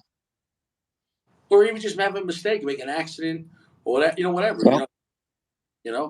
Or even how about this? Yep, exactly. You get stressed out and you deal with the angry homeowner, and if you say a couple of words to them and they have you on camera, you're fired. Yeah, and everybody's got cameras now. Even if somebody doesn't have a camera, their door camera has you on camera. Or their neighbor has the camera, so you can't make any mistakes. Yep, exactly. And they're putting cameras in the trucks now, so it's even more stress. Yeah, so you can't even check your phone or. No, I saw a video. A guy was complaining. He said, every time I take a drink of water, this thing's telling me I'm distracted driving. You know, because he takes his eyes off the road and take a quick sip of water, and Yeah. this computer's yelling at him. And when they have like a point system too, right? I don't know about all that, but you will sometimes have a supervisor come around, follow you around, make sure you're doing everything right. Mhm. So you just got to always assume somebody's watching you. Yeah. So if like you pull over just to like chill out for 20 minutes, they'll watch you. They'll get you. Oh yeah, if you stop for 20 minutes, they're going to notice that on the computer and say, why is this guy stopped for 20 minutes in the same spot? And you're going to be getting a call from your supervisor. Yeah. Yeah, I mean it's a good and a bad thing. The thing is, like, you get some bad drivers. Like there was a story recently, I think a few months ago, where this driver he kidnapped a girl. How stupid! This guy, I don't know how he passed the background check. Yeah, I heard about that. Yeah, like obviously he went to prison, but how stupid can you be? Yeah, I don't know how somebody does that. I mean, that's beyond me. Yeah, the problem is like a stupid guy And like that. even while you're on the clock. Yeah, dude, it is crazy people. Like, who would go to work and be like, you know what? Let's go to prison for the rest of my life. Yeah, you're just driving down the road. You see little girl walking down the road. You get fucked up ideas in your head. Like, Dude, yeah, that guy, yeah, they got him. And honestly, like, he should get the death penalty. You know what I'm saying? Though, like, yeah. so I'm not sure what state it was in, but Hopefully, he gets at least life in prison, um, because that's fucking crazy. But the problem is, then that will affect the good drivers because then they're going to have more security features and and more rule. So it's like, well, how do you even, as a driver, how do you even go to the bathroom? What do you do? If you're a female, you can stop and find like a gas station. If you're a guy, hopefully you got like a empty bottle in the back of your truck. Yeah, but that's not equality. You can't stop to urinate. Oh, you could, but then you're going to be out on the road longer. No, I get that. Yeah, yeah, but that's and also if you stop the vehicle to go use the bathroom, you run the risk of somebody trying to steal your truck. Because people, have you ever had anybody stealing? Oh yeah, that too. Um, I think some guys have tried to steal trucks before. Yeah, Well, but we have. how about someone just trying to grab some boxes? Like, let's say when you're delivering, is the door always locked? How does that work? Yeah, you're supposed to secure the vehicle, so you can't get in the back without the little clicker key fob that we have. Hmm. And the bulkhead door closes. You can't get in there without having the key fob either. Interesting. So we keep the keys on our belt, like on a belt loop, so that way the keys are always with us. Somebody can't steal the vehicle. Right. I mean, unless they, you know, carjack you or something. That's crazy. I remember hearing a story years ago, and I might have been in Florida, and it was a UPS driver, and it was his first day driving, and somebody hopped in his truck and like kidnapped the driver and like ended up in a police chase. You know what I'm saying though? And the cops ended up shooting up the truck, but they killed the driver. Like, and Yeah, remember that story or no? yeah, I heard about that. I didn't know it was his first day though. It was literally That's his fucking. first. Dude, that's the worst luck in the history of the world. Imagine being the first day UPS driver and some guy like, takes you hostage. You're like, all right, just take the boxes, man. And then the cops are like, light them God up. damn. Like, Yeah, a lot of cops get trigger happy. I mean, dude, they, not dude, trying to hit on cops, but they lit up that UPS truck. Like, uh, that's just crazy. and what about all the people behind the UPS truck? Like they don't have any regard for them? Well, it depends where you're at. Like, if you're like in a part of Florida, like with the local yokel cops, like, say no, like, here's what it is. I don't Yeah, remember the end of that investigation, but I just feel bad for that driver. That's a terrible situation. yeah. What about And they won't allow us to carry. So I they mean, you can carry, but if you're caught, you're fired. and they probably would press charges, right? Um, I don't know if they can press charges or not. I'm not bold enough to do it, so I Yeah. don't know. Well, they could get you for armed trespassing because you're on their property, right? I guess maybe. Um, yeah, probably they'd probably do something to you. I'm sure they Yeah. wouldn't simply fire you. Well, I think it depends on the situation. Like if they just found out, maybe they try to let you go. But like if somebody tried to carjack you and then you end up, shooting the guy legally, but you could still get fired. I heard this. Yeah, I know there was a FedEx guy that happened to. He was getting robbed and he shot the guy, and I think they fired him. Yeah, but that's crazy. Yeah, but in that case, it probably was justified, right? Because he was getting robbed. So Oh yeah, I mean, I'd rather lose my job than lose my life. yeah, exactly. Well, did you hear about? There's a new Uber company coming out. It's not Uber. I forget the name of it, but basically they're advertising that their drivers are armed. So basically, it's Uber, but they guarantee that the driver has a gun. So a lot of people kind of Yeah, like, that's awesome. yeah, but I'm but all about that. but it's $60. It's the way it works is it's $60 flat rate up front, and then $1.25 a mile. So it's going to be expensive. But I guess let's just say you're coming from the mall or whatever, or you're with the missus and it's late night, you get picked up in a bad neighborhood. Hey, if you want to spend $100 for the ride home and have an armed driver, you might like that. Honestly, that's kind of cheap. You get a bodyguard for let's say a half hour for $100. That's really cheap. For an Well, yeah, armed. I guess depending on what area you're in, it might be worth it. Exactly. Um, so it's interesting that they're doing that. So yeah, that would be next. Well, I know I live in Illinois, so there won't be any open carry in this state anytime soon. No. And I believe they're doing it with concealed carry though. It's not like the guy's carrying it on his chest for, they're going to concealed carry something. But Sure, but if they got to advertise, then that's enough. right. I mean, it is what it is. I mean, it's like I got 5 stars, right? Yeah, you got 5 stars. You know, yeah, but obviously it's going to be different clientele because with that kind of pricing, you're going to get a higher caliber because most people can't afford $100, $150 rides. So you're going to get people that maybe they go into a nice restaurant and they're wearing maybe $20,000 watches and expensive diamonds, and maybe you want a driver that's armed. Yeah, exactly. Certain instances, it might be worth it. Mhm. Exactly. But we'll see how that happens. Obviously, it's that is a level of force, but I think it's only appropriate because society's so dangerous right now that every time you go outside your house, if you're not strapped, you're at the mercy of the criminals because the criminals do whatever they want. It is nuts. And obviously you're in Chicago, but you're far from Chicago if you're in South Illinois. But Chicago's nuts. Chicago is No, yeah, I don't go to Chicago. It's 2 hours away from me. I got no reason to go there. Yeah. Yeah. I don't know. Yeah, I mean it's. When's the last time you've been to Chicago? Yeah, honestly, it was probably like a junior high field trip. Oh wow. Yeah. Like I said, I have zero reason to go. It's funny that people think Illinois is all Chicago, but most of the guys I knew from Illinois, they don't live in Chicago. It's more like the country, right? Like I mean, Illinois, like the rest of Illinois, is pretty Yeah. cool. It's pretty much bean fields, cornfields, pumpkin patches, a lot of farmland. So quiet towns with a local sheriff where people know you and not Yeah.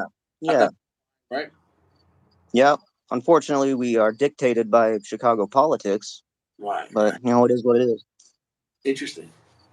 That's interesting. Because once you get to South Illinois, where are you at? North by North Missouri? Like what? I'm what? pretty much I'm pretty much right in the center. Hmm, hmm. Yeah, a lot of states like that. Why he was saying Washington, same thing. Colorado. Now Colorado's not that far gone, but I'd say in the past like probably 10, 15 years they're trying to get more liberal, but it's not enforceable because like the city of Denver is a small city, and like Boulder, who gives a shit? But like so you get like these little pockets, but Colorado's so big and so pro gun and so spread out, and pretty much Colorado's all these towns with just a small sheriff's department, and these guys are all pro America, and they're like, we're not going to play these games, and we're not going to harass our people and try to make criminals out of good people. You know what I'm saying? They have a hard enough time out Yeah. here dealing with the criminals because Colorado's so big.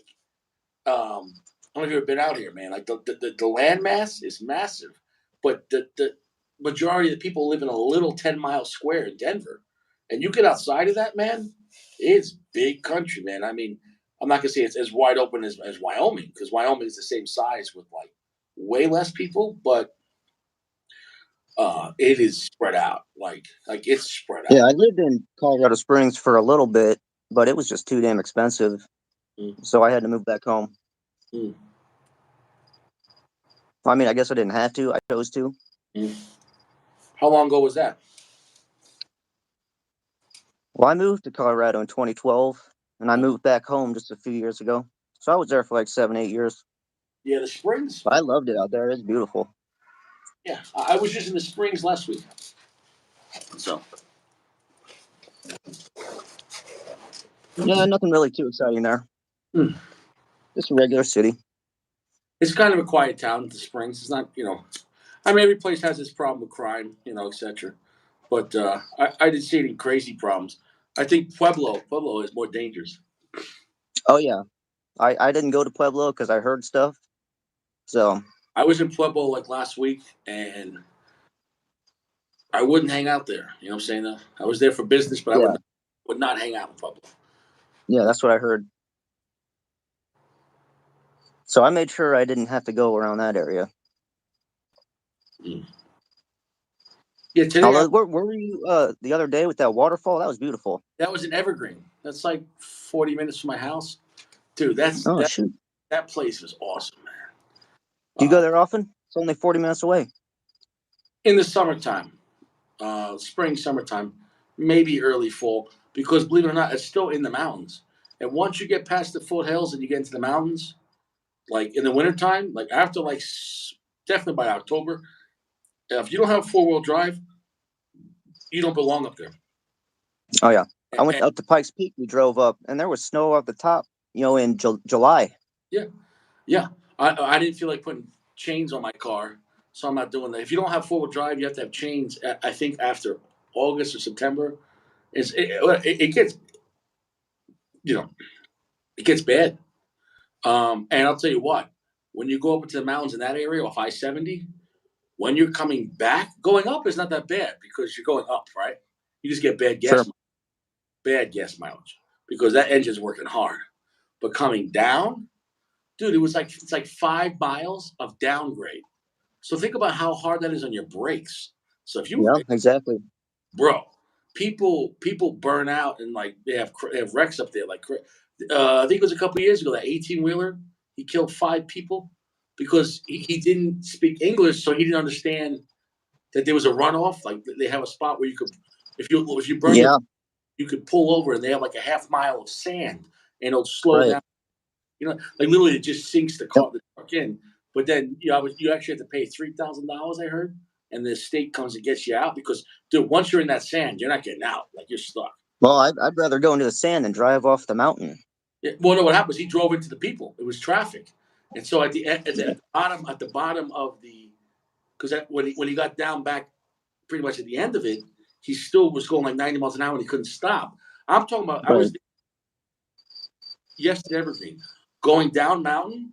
I was doing 90, 95, and I wasn't using the gas in my Corolla, and there was no traffic. So every like 10, 20 seconds, I just tap on the brake a little bit because Yeah, just a little tap.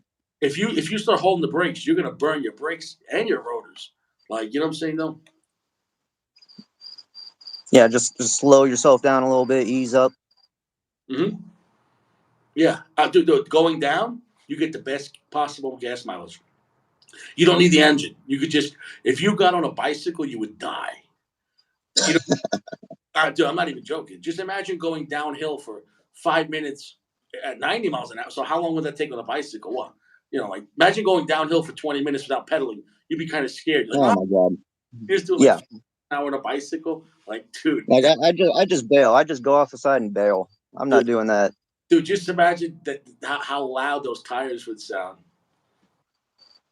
Yeah, that's it. That's it. Once you heat the brakes up. Yeah, it's driving in Colorado, if you're not in the mountains, it's like anywhere else, right?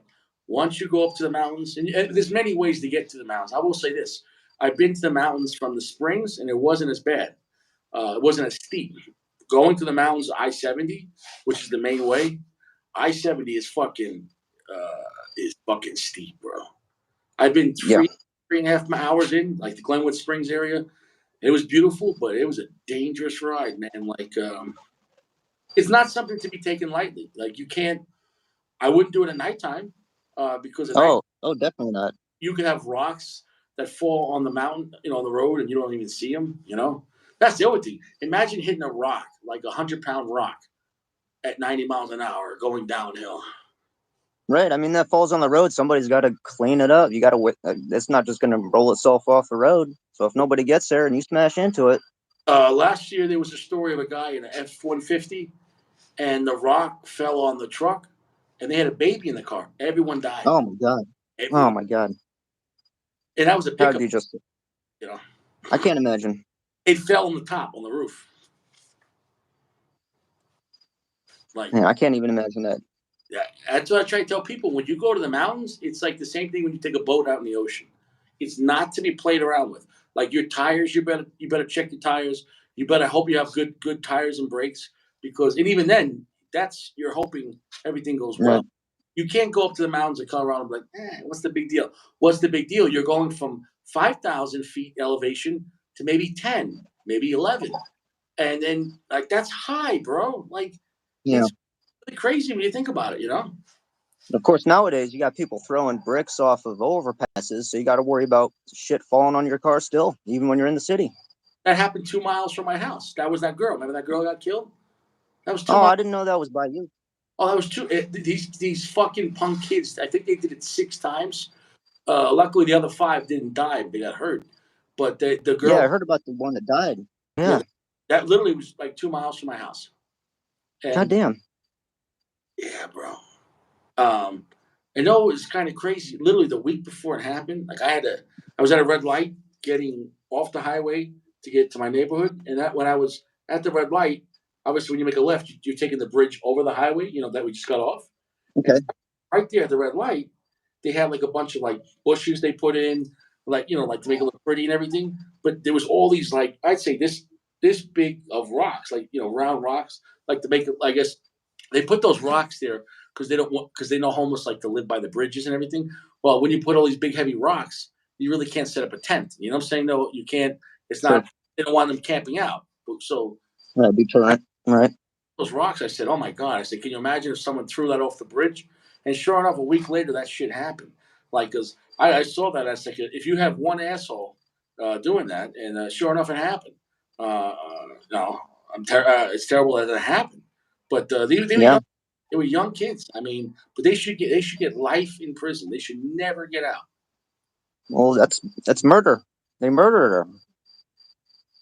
But not just there's different levels of murder. That's first degree, premeditated, because it wasn't like let's say me and you got into an argument at a bar. I didn't plan on hurting you at the bar. You didn't either. So whatever happens, not premeditated. Now, if you went to your Right. car, gun, that's different. But if two guys get into a fist fight at a bar and you hit your head and you die, maybe it's manslaughter, maybe murder two, but it's not murder one. The difference is like murder one is going to be like death penalty or life without parole. That's a big difference.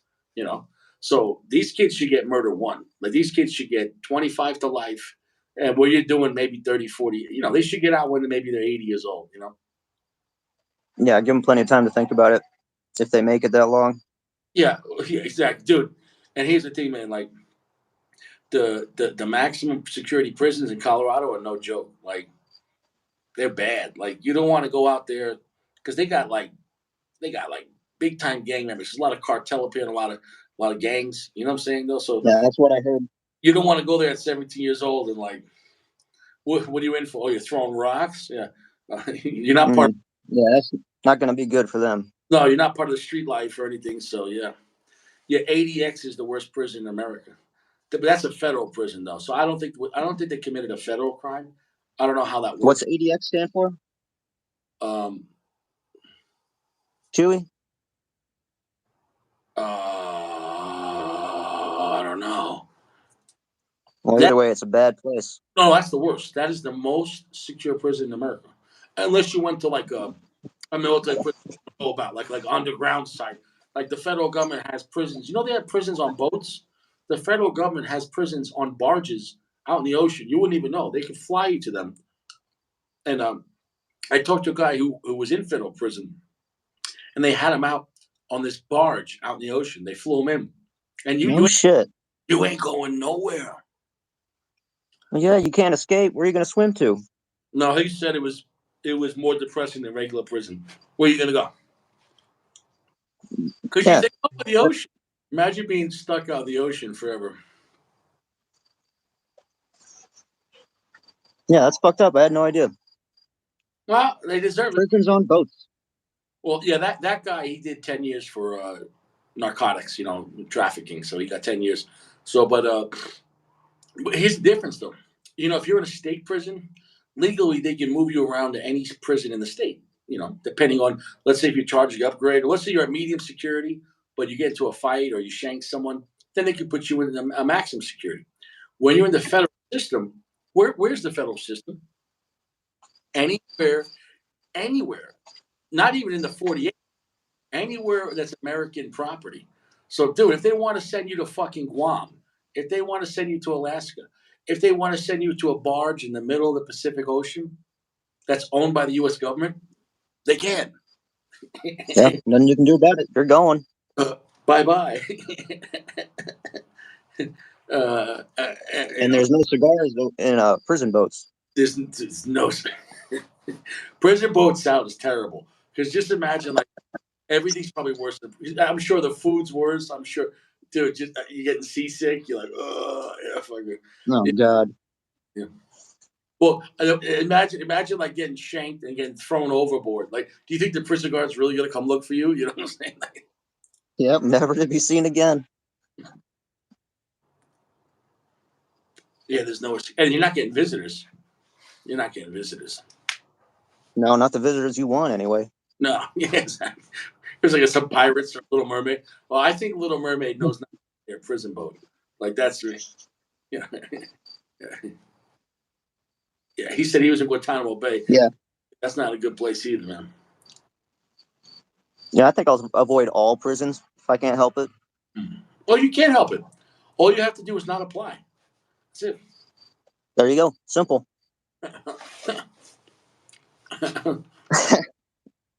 Did you smoke Cuban cigars there? So you got any plans for the next weekend? Next Going weekend, anywhere?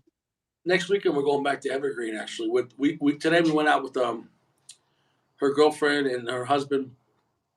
And so we went to Golden. Did you ever hear Golden? Did you ever go out to Golden? Yeah, I went to Golden.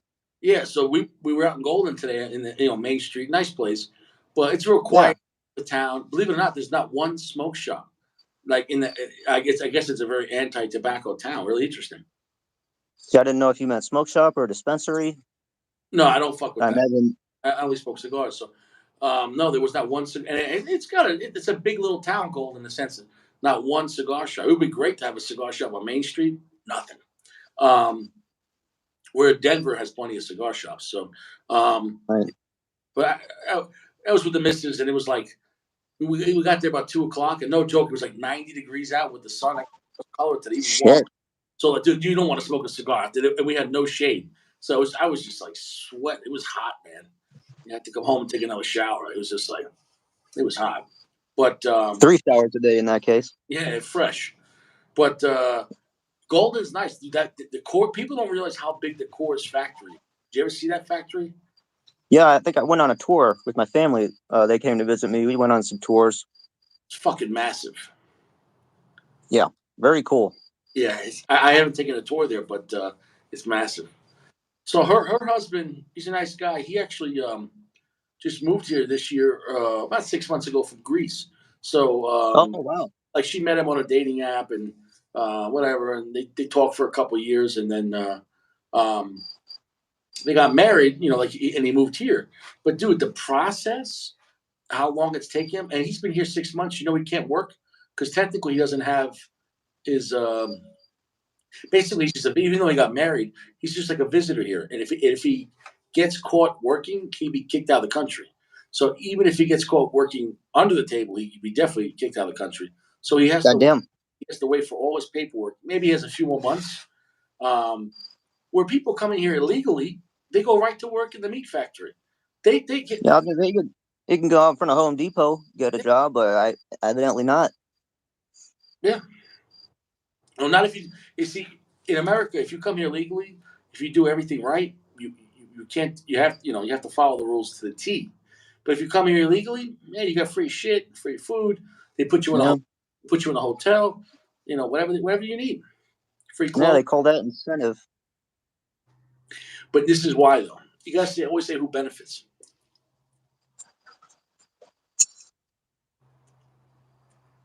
Someone coming here legally, once they're done with all the paperwork, they're probably going to want to work hard and have a good job, maybe have skills, education. That doesn't help the corporations. See, these people coming here illegally, they'll work for no money, very little money. They'll work crazy hours. They'll work them in a field. They'll work them in a meat factory, and they'll work 10 hours a day, 8 to 12 hours a day, for nothing. Yep. Minimum wage, because you know what I'm saying. And plus, they'll vote for Democrats, so Right. because Democrats are going to promise them all these free stuff. Yeah, and even though legally they can vote, but you know exactly how that works. Well, yeah, they're voting anyway. Yeah, yeah. But that's what I'm saying though. So it's just a crazy situation. Like I remember reading a story of a meat plant in Nebraska, and there was a bunch of 12-year-olds working there, like over, and they got investigated because somebody ratted them out, and the company said, "Oh no, they're 18 and they have a social security card," and it turns out they were all fake. The cartel they were setting these people up with fake social security cards, fake IDs, and these 12-year-olds were working in the meat plant. Now, of course, the company knew what was going on. They're working with the Yeah, I was cartel. gonna say a 12-year-old shows up, you're gonna be asking questions. But what I'm saying is they're Mhm. working with the cartel to get cheap labor. Because know No, why? I understand. Yeah. Regular Americans don't want to work at a meat plant for minimum wage. So when people say, "Oh, why are the borders open?" It's real simple. The corporations want cheap labor. I can't stress it enough.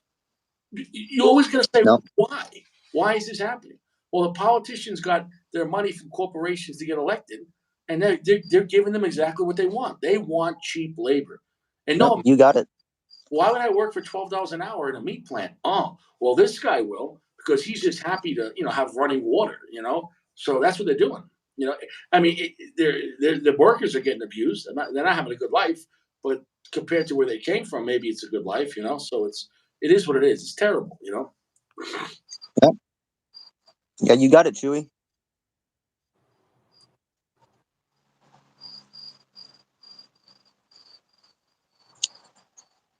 Yeah, but So what's your I know you like to play piano. You like to listen to like different types of piano, like jazz, not stuff really. like that? Believe it or Not not, really? I don't like to listen to piano. Really, I like playing it. Hmm. I'm not. I'll listen to music, but not predominantly piano only. If that makes any sense. Okay, that makes sense. Yeah, I like to listen to jazz piano, jazz guitar. Thought you So might have a favorite artist I could check out. no, I don't. Believe it or not, I have a couple different modes. If I'm just chilling out, I like listening to classic rock or like I put Yeah, that's always good. like Kenny Rogers, but like I'll put like on Pandora. If you put on Kenny Rogers on Pandora, you get really cool music. Like Oh, interesting. you get Johnny Cash, Kenny Rogers, you'll get Dolly Parton, you'll get um, you'll get some cool like '70s country music, like back when country was country. Um, Yeah. like Conway Twitty. Have you ever heard of Conway Twitty? Yeah, I've heard of him. Yeah. Yeah, he has that song called I "Lay." wouldn't know any of his songs. Well, he had a song called "Lay You Down," but like it was a real classic way of saying "I want to fuck you." He's like, "I'll Oh, lay of course. you the Yeah. bell, I'll lay you down." Well, they didn't come right out and say it back in the day. Now it's pretty straightforward. Oh, dude, flat out. He's just, it's just like, yeah. And he had another song about blue jeans, basically like, he likes the girl in blue jeans, but you know exactly. They were more classy about it back then, about clapping cheeks. Oh yeah. No twerking. Mm. Mm-mm. But go on Pandora and type in Kenny Rogers, and you're gonna like some of that music. I'm telling you, it's Yeah, I'll do that. yeah. His best song, in my opinion, is The Gambler, and then there's another one where he's singing about a woman that's cheating on her husband. What's the name of that song? Hold I thought that was all of them. on. Exactly. No, but so he tells the story. If you listen to the song, it's actually quite complex. Um, Hmm. what the hell is the name? Um, Yeah, you'll think of it when you're not trying. But in the name of the song, I mean, the song topic basically, Kenny Rogers is at a bar and he's talking to a girl, and she's a beautiful girl, and he's whatever, he's talking to her and thinking, okay, he's buying her drinks and it's gonna go to the next level. But then the I next, see where this is going. the second chorus, he starts singing about how this guy walks in, a tremendous man, but you can tell he's nervous. He's looking around, and it turns out that's her husband. You know what I'm saying, though? Uh-oh. And instead of the guy coming and just knocking him out because he didn't know that was his wife, the song that's talking about the chorus is like, "Oh, Lucille." The name's called Lucille. He said, "You picked a fine time to leave me, Lucille."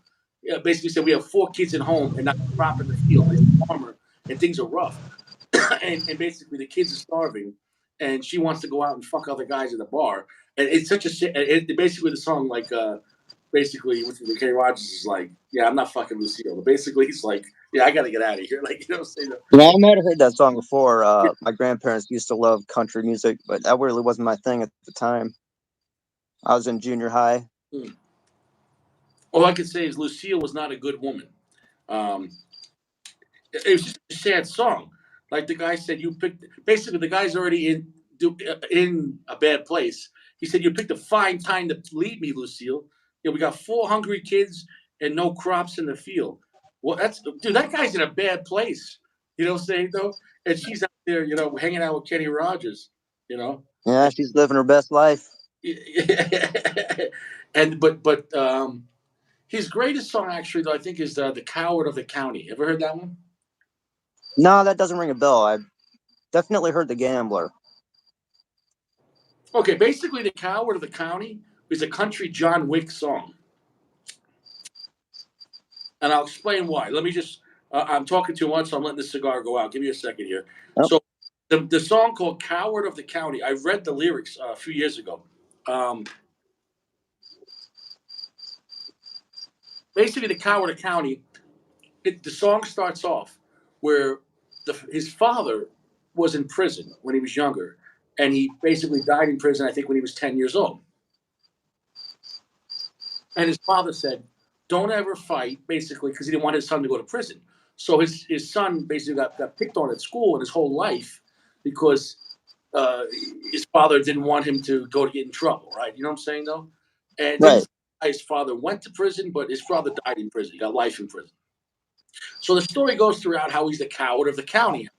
Every time something happens in school or when he gets older, he's getting bullied, he's getting beat up because he promised his father not to fight. You know what I'm saying? No, that he made a promise to his father. But then it turns out in the story, this man, he grows up and he meets this girl. A beautiful girl. And he falls in love with this girl, marries this girl. Well, long story short, he's at work one day. And the guys that always beat him up, there was these 3 brothers, bad guys in the town. Well, it turns out these 3 guys show up to his house while he's at work, and it says they had their way with his wife. And it basically says when they were done, like her dress was torn. You understand? It was a classic way of saying. Yeah, I get it. You get what I'm saying? So basically, it's like I get it. The guy comes home from work and he sees what happened. And he said he took his father's picture off the mantle and he put it down because now he's no longer going to be the coward of the county. And that's where it also the song turns. He kills these 3 guys. Well, I mean, I'm not saying I'd do the same, but I understand. Well, you get what I'm saying. So what happens is then the last verse, he shows up to the bar where the guys are. And the cowards are all laughing at him, telling him basically, get out of here. What are you going to do about it? Blah, blah, blah. And he goes to leave. And then all the people are laughing. Yeah, you're the coward of the county, obviously, because they just did that to his wife or whatever. And it says he walked to the door and locked the bar door. And then they said there was silence in the bar. And then obviously he no longer was the coward. And it said the song, all the years of rage came out in that one moment. And his wife's name was Becky. And it said before the last guy fell, before he killed the last guy, he said, this one's for you, Becky. And he fucking we're assuming he stabbed him upon. He killed all 3 of these guys for Becky. And he said, sorry, Dad. He goes, sometimes because basically that song says, so he said at the end, sometimes a man has to fight. And then the last verse says, and no longer was he the coward of the county. No shit. Yeah. 3 bodies, Well, he had decades worth of anger pent up inside of him. But if you listen to the song, it sounds like a country song. You're like, oh wow, it's such a good story. You know what I'm saying though? Like, when you put on his station, it's gonna blow your mind. But that Kenny Rogers, The Gambler, Lucille, and Coward of the County, those are his best songs. Those were good songs, man. Dude, that's like a 50 Cent song. Like, you know what I'm saying? He's out. This guy racked up 3 bodies out of revenge. I'll look those up on YouTube. I won't wait for Pandora to cycle through them all. Yeah, listen to them. Obviously, The Gambler, which is great. But Lucille is more sad. Lucille is like a guy that just, his wife is messing around. I feel so bad for that guy. But the coward of the county, oh my God. Like, I felt bad for Becky. Yeah, she probably got it worse. Yeah. Because also, anyways, yeah, shit was pretty gangster back then, man. But they just were more, Yeah, they were more subtle about it. Yeah. Yeah. Imagine like 50 Cent making a rap song about that. You know what I'm saying though? You know, you know. You know, I think if they made a song like that nowadays, people wouldn't get it anyway. Well, yeah, there's no way to hide that. What are you gonna be like? You know, I was out in the street and then I came home. And some of the boys came over. You know, I get rap about what he went. It's just terrible. You know what I'm saying? You know, Yeah, now country would be rap anyway. exactly. Well, yeah, it would involve like a drive-by or something like that. You know, And there would be girls twerking. this one's for Becky, motherfucker. He's just like, but yeah, I mean, it would be interesting if they made like a new version of Kenny Rogers songs, but like, you know, for the street, like, because the Gambler, holy shit, the Gambler's a deep song. You ever listen to Gambler? You know, I've heard it. I wouldn't be able to think of the tune in my head, but I'm sure I've heard it. That one's so popular. This guy's a gambler, and he's on a train drinking his whiskey, and he meets this old man, and basically the old man's like, "Hey, if you give me some of your whiskey, I'll give you some advice." And so he bums a cigarette from the guy, drinks his bottle, and then he gives him some advice. And what was his advice?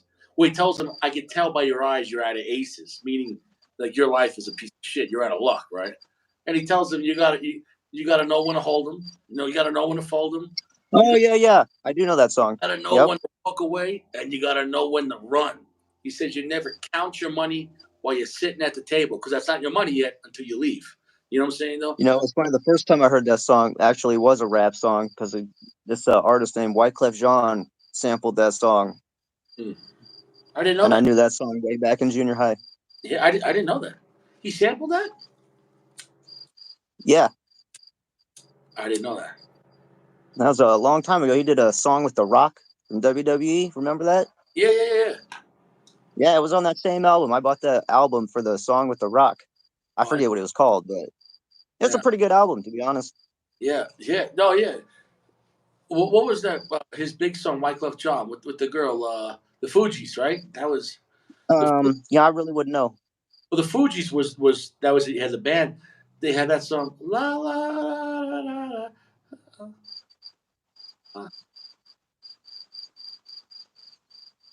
Oh, Killing Me Softly. Killing Me Softly. Oh, okay. You know, I don't listen to lyrics much when I listen to music. I listen to the melodic lines in that, but usually I listen to instrumentals, to be honest. Dude, Killing Me Softly is a great song. What's up, Notorious? Dude, Killing Me Softly is a great song. Notorious is here? Yeah. Hey, what's up, brother? Yeah. Well, he said Killing Them Softly. That Killing Them Softly is actually a mob movie with Brad Pitt and actually Tony Soprano's in the movie. You know, James. Oh, no shit. Okay, cool. No, I never saw that. James Gandolfini is a hitman, and they hire him, but he never shows up because he's always drunk. He was not a good hitman. Not the right one to hire. He was at the end of his. I don't want to give away the movie, but basically, Tony Soprano, he's just at the hotel with like hookers. He's just like, yeah, I'll get yeah. When I'm done, I'll go take care of the thing. That was one of Brad Pitt's best movies. Brad Pitt played a dark character in that movie. What was it called? Killing Me Softly? Killing Them Softly. Killing Them Softly. Okay. Yeah, I might have to look that one up. I don't watch too many new movies, but I like the older stuff. Well, do you have Tubi? You have Tubi, the free movie app? No, I don't. Oh, free movie app?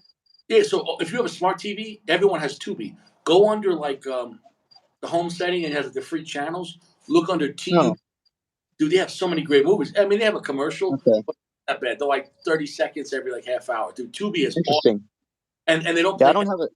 They're not edited. Like if it's our movie, they'll have all the cursing and the violence. They're not going to edit it out. No, I don't have a smart TV. Can I? It's an app on my phone. I can watch it on my phone. Maybe check it out. I don't know. I might be able to watch it at my parents' house. Yeah. No, but try it on the phone. But yeah, dude, I was watching a movie called Colors. Did you ever see Colors? 1987. It was Sean Penn and Robert Duvall, and it was a cop. No. It was one of like the first like real cop street movies from the 80s. Like they were out there with all different gangs in L.A. You know, in the '80s. Okay. It was a brutal cop movie, and the gangs were. It was very realistic. I mean, it was crazy. It was a violent movie, but that was a good movie though. Picture like Street Kid. Movies were a lot better back then. Yeah, but picture like what was that movie with Denzel Washington was great. Uh, Um, where he played the dirty cop. yeah, I've seen that one. I can't remember the name of it. Training Day. Training Day. Oh yeah, that's it. Training Day. Yeah, Yep. yeah. So picture kind of like that, you know. Yeah, 300 was fantastic. Yeah, 300's fucking. I only saw that once, but that was really cool. But yeah, I really recommend Colors was and the music because it was the '80s and that's when like it was late '80s when like rap really started coming like popular. So basically, the whole Was it sound, like gangster rap? the whole I like gangster rap when it's appropriate. Like I'll listen to it if I'm like at the gym or something like that, or but like I like the whole movie was like Ice Cube, like Oh, basically okay. like it was just some good music, like hardcore like rap from the late '80s, like kind of like Cool. for NWA because you got to figure if the movie came out in '87, that means it was filmed in '86. You know what I'm saying? And I think NWA was kind of late '80s, right? I'm not sure what year You NWA. know, I think it was late '80s. initially I was thinking like hip hop, like Run DMC or something like that. No, that wasn't like party music. No, it was like straight gangster. Like, dude, this whole movie, dude, these guys, these gangsters in the movie, they all had like Mac 10s. They had grenades. Like, dude, everyone had grenades. What the fuck? Thank God the criminals don't have grenades anymore, dude. Like, because the police were like the first part, like the sergeants, like they joined this new task force to go to the gangs, and they're like, all right, guys, and make sure you wear your vests because these guys got grenades. And I'm like, shit, that ain't doing Oh, nothing. damn. Like everyone's got grenades. Like, can you imagine that? That's fucking. Holy shit, that's a bad dude. If people got grenades, that's a bad time. That's a bad. And they're being supplied by somebody. Yeah, well, because in the movie, like these one gang, they went to attack in someone else's trap house, you know, and like they knocked on the door, and the guy opened them. They blasted that guy, and they just threw a bunch of grenades in there. And they're like, dude, Holy shit. bro, fuck, God damn, that'll do a trick. fuck, you know what I'm saying though? Yeah, dude, there's no chance. There's no chance. It's like a Vince McMahon theme song. No chance in hell. No, yeah, because most of the time, like you see, like the average gangster movies at best, what were they doing a drive by? Dude, if some guys just got grenades, dude, this shit's over, man. Like, you ain't like at Damn, that, it reminds me of a video game. yeah, but at that point, those guys are not caring because you're getting guaranteed life in prison if you're using grenades on the street. Like, yeah, you're getting death penalty. Like you're like what could a judge say? What are you gonna get? 5 years? No, you're getting death penalty. Like, Yeah. Well, now in 2023, they just let them out. it's like you pay a ticket, $50.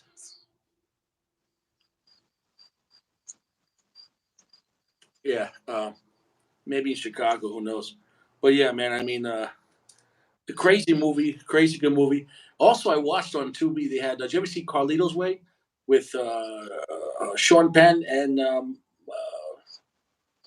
Pacino? You never Mm, I so think I might have seen a little. I've seen a bit of it. I haven't seen the whole thing of it. so watch it on Tubi.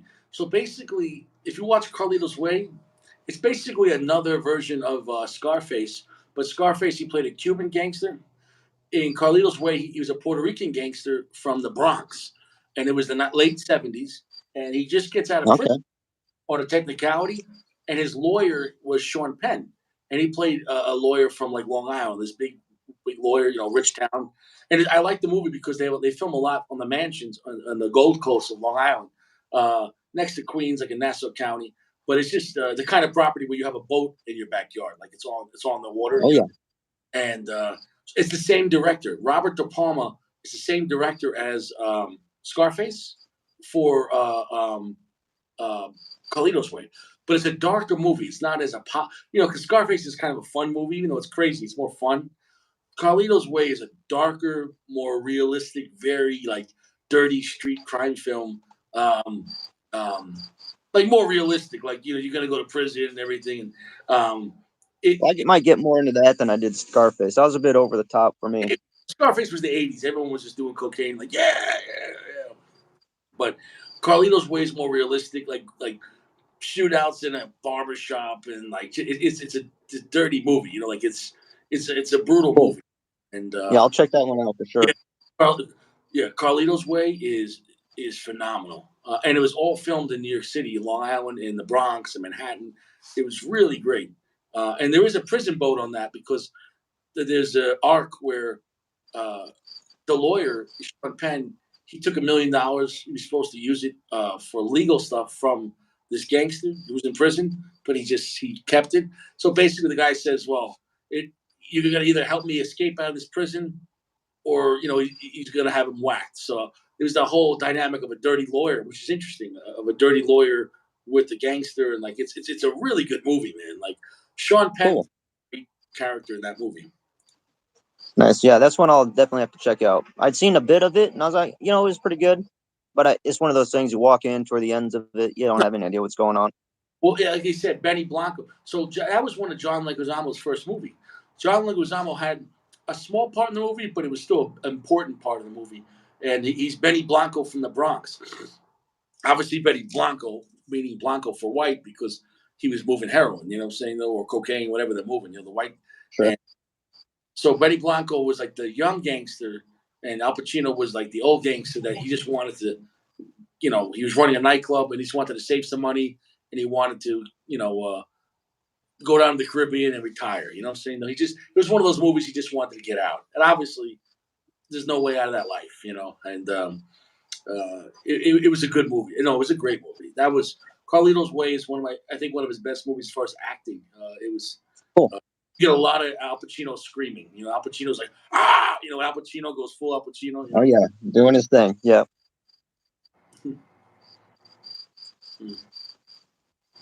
Yeah. Well, Yeah. And the movie doesn't waste any time. Like, he gets out of prison in the first scene, and he thanks the judge. He's like, "Yeah, I'm going out in the straight and narrow." And like the next scene, he's killing guys at like a pool table, behind a barber shop. You know what I'm saying? Like, it was a brutal movie, man. Like, he's like, yeah. He's like, "I'm done being a criminal." And like the next scene, he's yeah, I heard that before. like the next scene, he literally catches like 3 bodies, at a pool hall, and you're like, it's just like, Well, I mean, they say you can't get out of that life, so makes sense. no. It was an interesting movie, man. It was Carlito's Way was a great movie, and if you watch Carlito's Way, and if you see, I remember every scene of a movie. There's a lot of scenes that they almost not copy, but they throw an homage to Scarface. Like there's a lot of scenes in Carlito's Way that the same thing happened kind of in Scarface. Because remember in Scarface, his sister, he caught his sister in a bathroom in a nightclub, doing coke with some guy. Remember in Scarface? Remember that? Yep. Getting Yep. banged in the bathroom. Well, in this movie, the same scene happens in that movie. I was like, there's no way that's just by accident, obviously, And also in the beginning, after in the pool hall scene, after he whacks those guys, he runs to the bathroom because what happens? He got a gun from one of the guys he hit, and obviously at that point the gun was empty, but he was in the bathroom. It looked just like in The Godfather when he got the gun behind the toilet bowl. The Godfather 1. So there was a lot of they. If you're an Al Pacino fan, they were giving a lot of homage to like other movies he did. Yeah, that's awesome. I'll definitely check that out. Now, you said earlier, going back to the Boulevard, you said they're having a new release. Yeah, so it's a new. You know what that's called? Oh, I don't know. If you just Google it, the guy from General said he's going to send me some to review, but how soon that's going to happen, or I'm not. What happens? I just asked him. I said, "Is that coming out this week? Is that for sure, or is it going to be like wait a month? How long is it going to take to come out?" And he said, "No, it should come out." He goes, "What, you want some to review?" And I said, "Okay, sure," but I'm not going to ask anyone. But so we'll see if that actually, but. I'd like to be the first one to review it. We'll see what happens. Yeah, that's pretty cool. But I'm not sure if it's going to be Nicaraguan made or Honduras. I thought it was Honduras. I could be wrong. but they were saying it's going to be the strongest Bolivar. So I'm excited, Oh yeah, to see what they're going to do. yeah, that's gonna be exciting. Mhm. Yeah, I was thinking about sending you some sticks, but you had a whole humidor full. People were sending you Uh, bag loads of stuff. So it's like, yeah, I'll hold off for a bit. yeah, I'm He stacked. doesn't need them. Don't worry about it, man. I'm good. I'm pretty stacked, But I'm excited, man, just to see all the new stuff coming out. Um, because you got a picture. These companies had like General and stuff. They've had so many releases this year, and this is still kind of early because generally by late summer, early fall, and definitely closer to Christmas. They generally, I think the late summer, fall after the cigar festivals, they release a lot of new stuff. Oh, okay, cool. Yeah, I didn't know anything about that. Yeah, so we already had two punches. We had the Dad Bod and the Golden Era, which two releases is a lot. You had the Cohiba Purple. You had the El Rey. Obviously, we're due, I think, something for Macanudo and CAO. We haven't seen anything new from them. I mean, not that they need another one, but it's going to happen. I just Cool. with CAO is more of an experimental brand. So sometimes in the releases, it's hit or miss. Hey, what's up, Sako?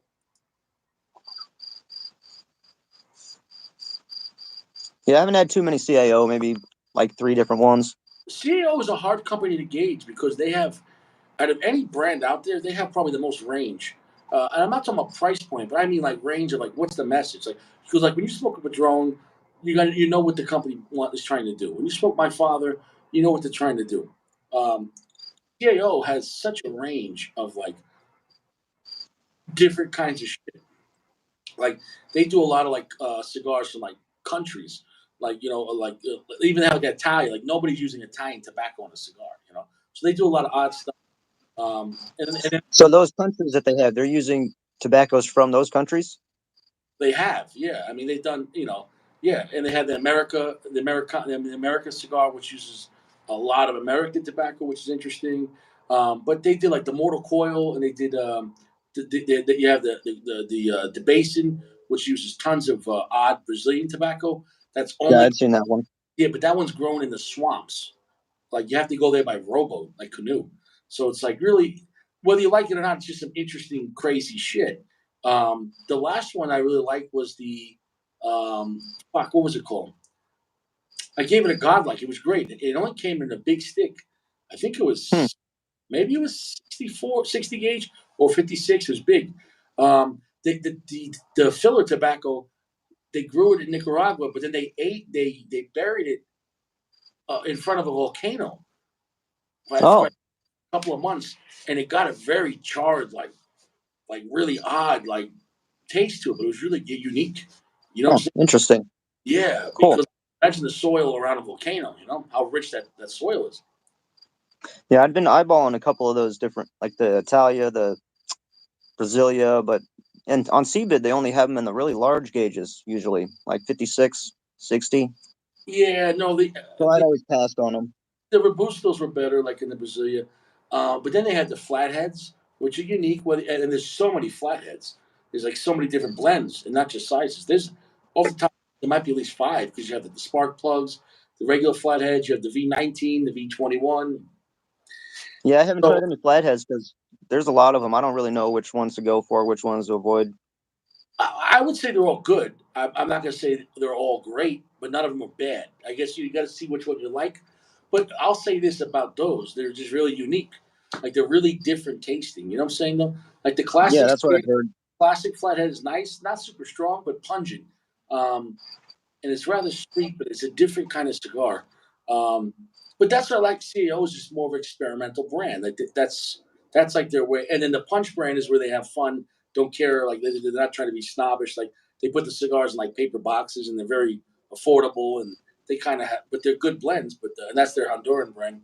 But yeah, each one is different. And then the Macanudo is more classy cigars. But then the Inspirado is very affordable. Do you ever have the Inspirados or no? Yeah, I got a 10 pack of the black. That's a good cigar. Those are really good.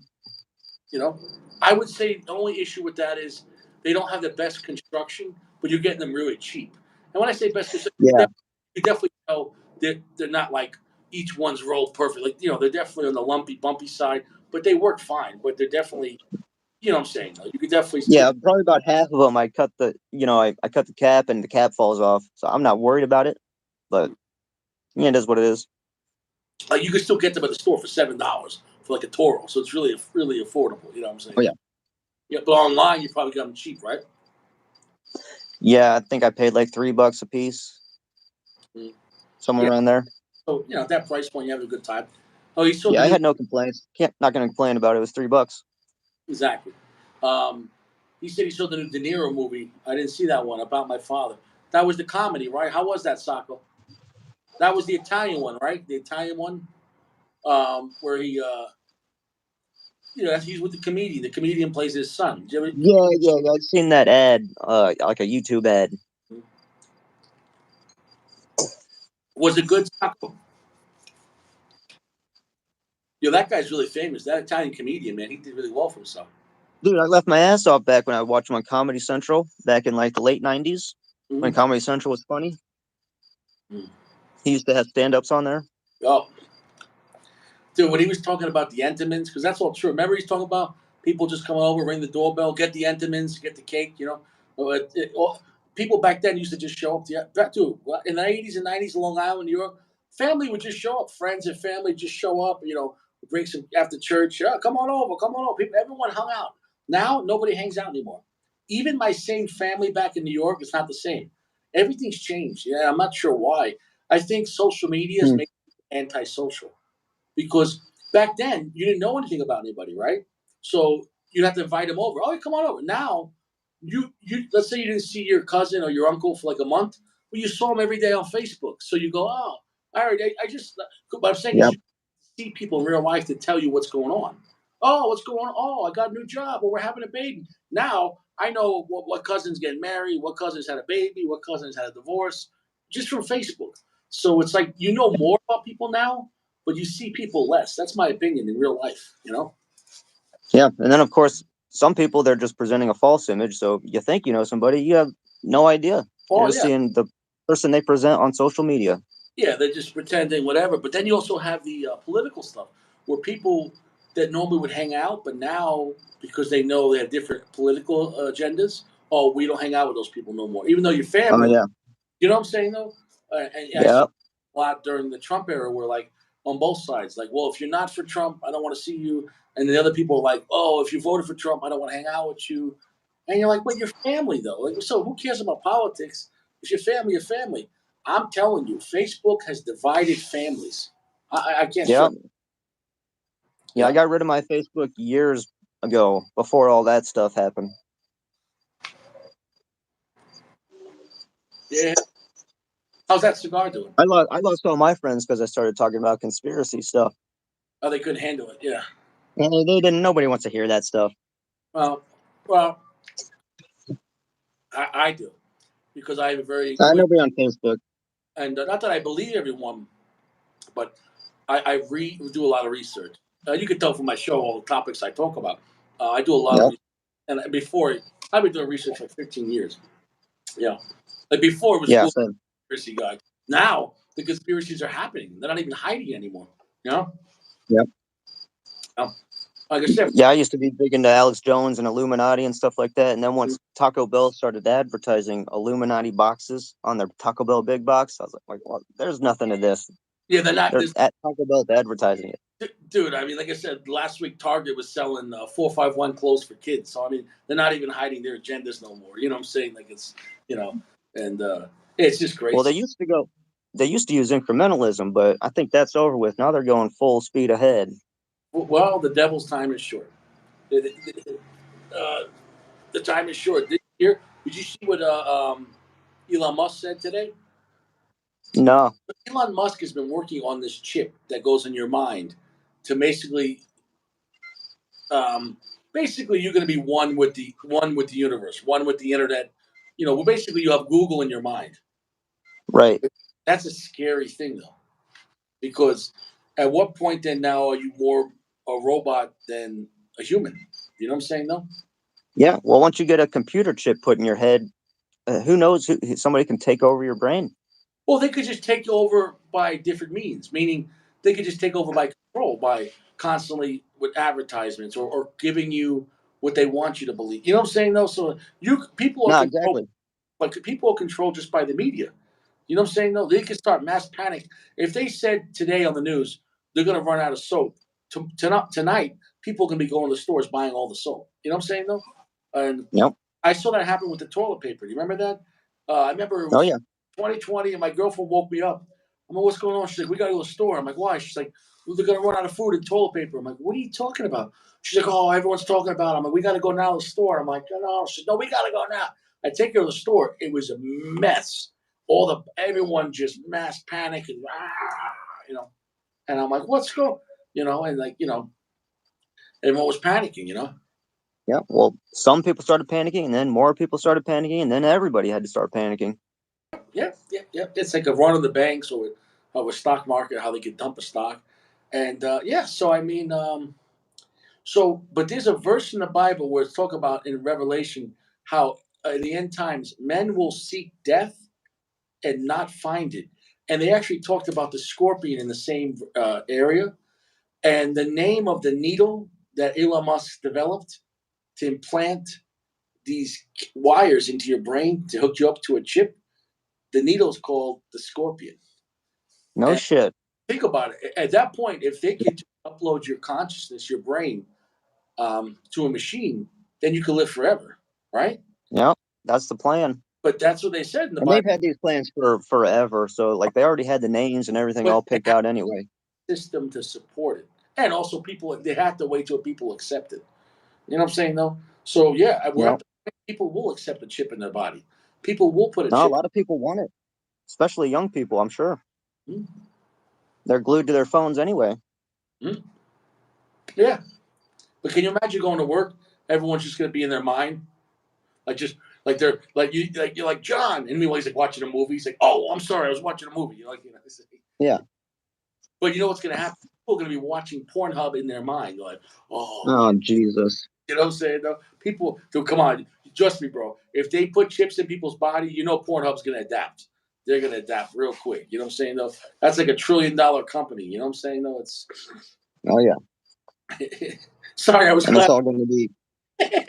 It's going to be the most weird degenerate porn too. Exactly. Exactly.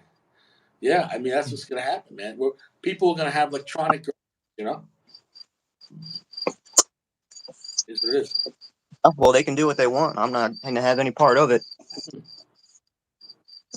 Well, no, but that's the world. Yeah, that's the next step. See what they do. What are you grabbing a drink? Yeah, I'm going to get myself a glass of water. Yeah, I have to take it with me out there. dude, I can't believe you got that house for such a good price. Oh yeah, I couldn't believe it either. I was stoked about it. You have a yard too. Do I have a what? You have a property, like you have a yard.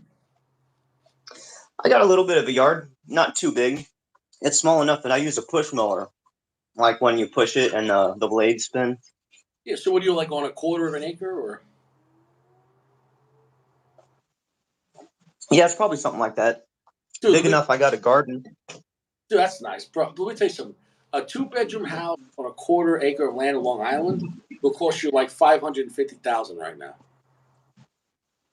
Like you that price. Yeah, that's fucking ridiculous. Yeah. And are the property taxes high or no? No, it was about 1140. A year? Oh my god. Well, two payments. Okay. Once, right, in the next few days, and then once again in September. Okay, so every 6 months, bro. My ex-wife pays $1,600 a month for property taxes in Long Island. 1,600 a month, and that's for a 3-bedroom. That's a 3-bedroom and on a quarter. I got. Yeah, crazy as that.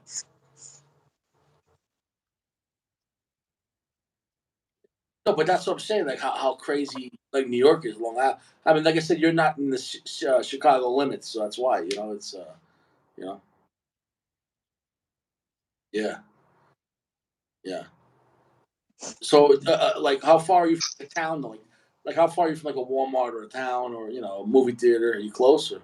I got a Walmart minutes away. If I drive 5 minutes, I'll go over the bridge over the Illinois River into the largest city, Peoria. Hmm. So I'm like 10 minutes away from a fairly large city, not a huge city, but for this area, it's a bigger city. You're far enough away, but if you got to go there, it's not far. That's not bad. Yeah, exactly. Yeah. Quick trip over the bridge, and I'm there. You get along with your neighbors in a quiet neighborhood, or? Yeah, my neighbor's pretty quiet. My neighborhood, yeah. I see some of my neighbors walking by. Yeah, that's good, dude. That's nice, but bro, you set me. I can't believe the price of that. He Yeah, said he worked for a that's company. wild. Do you know where Morton is? Morton near you or no?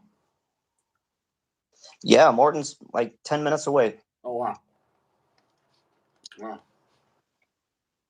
That's cool. I didn't know that, Uncle Larry. interesting. Yeah, small world. Yeah. So do you get a lot of snow out there or no? In the wintertime, Colorado, when it snows, that next day, that's not the case. Yeah, that's true. But no one this year it didn't happen. The first 2 winters I was here, it would snow. The next day, 50 degrees, the snow is gone. That's normal Colorado weather. Mm-hmm. And when the sun is out in Colorado, you're right. You know what I'm saying? Because you're less this winter, dude. We were averaging zero, -10, negative. We had a -40. This year, this was the worst winter since I've been here, and it was one of the worst winters on record. This was a bad winter. So now they're saying we're going to have an extreme summer as well. Like you have like regular years and extreme years. This is an extreme winter and extreme summer year. So 2023, dude, we're going to get our ass kicked this summer because it was already like 90 today, and we're like in May. It's going to be hot here, man. Yeah, it's extreme times all around. I know, I know. I got to get that chip in my head, so I could clap. Yeah, but you know what's gonna happen? People, You can get the weather update while you're clapping cheeks. yeah, exactly. Like hurry up! It's about to rain outside. Like whatever. Yeah, no, dude, it's yeah, man. Instead of working from home, people are gonna be working from their brain. Just feel like, oh, it's just you know. Yeah, we're going to be able to contact you just like that. Hmm? Oh, You won't be able to ignore the phone calls. dude, once, yeah, you can't say you didn't hear the phone call, right? You're in the bathroom taking a shit. You're like, hello, yes, yes, and once you have a chip in your head, you're tracked. You can't go anywhere because at least now you could leave your phone at home and you could still go, drive around. No one's gonna know where you're at. Once you have a chip in your head, you can't hide. You know. So let's just say the cops are looking for you. They just tap in. Is this Goody? Yes. We have a warrant for your arrest. Remain still. You are under arrest. Like say no.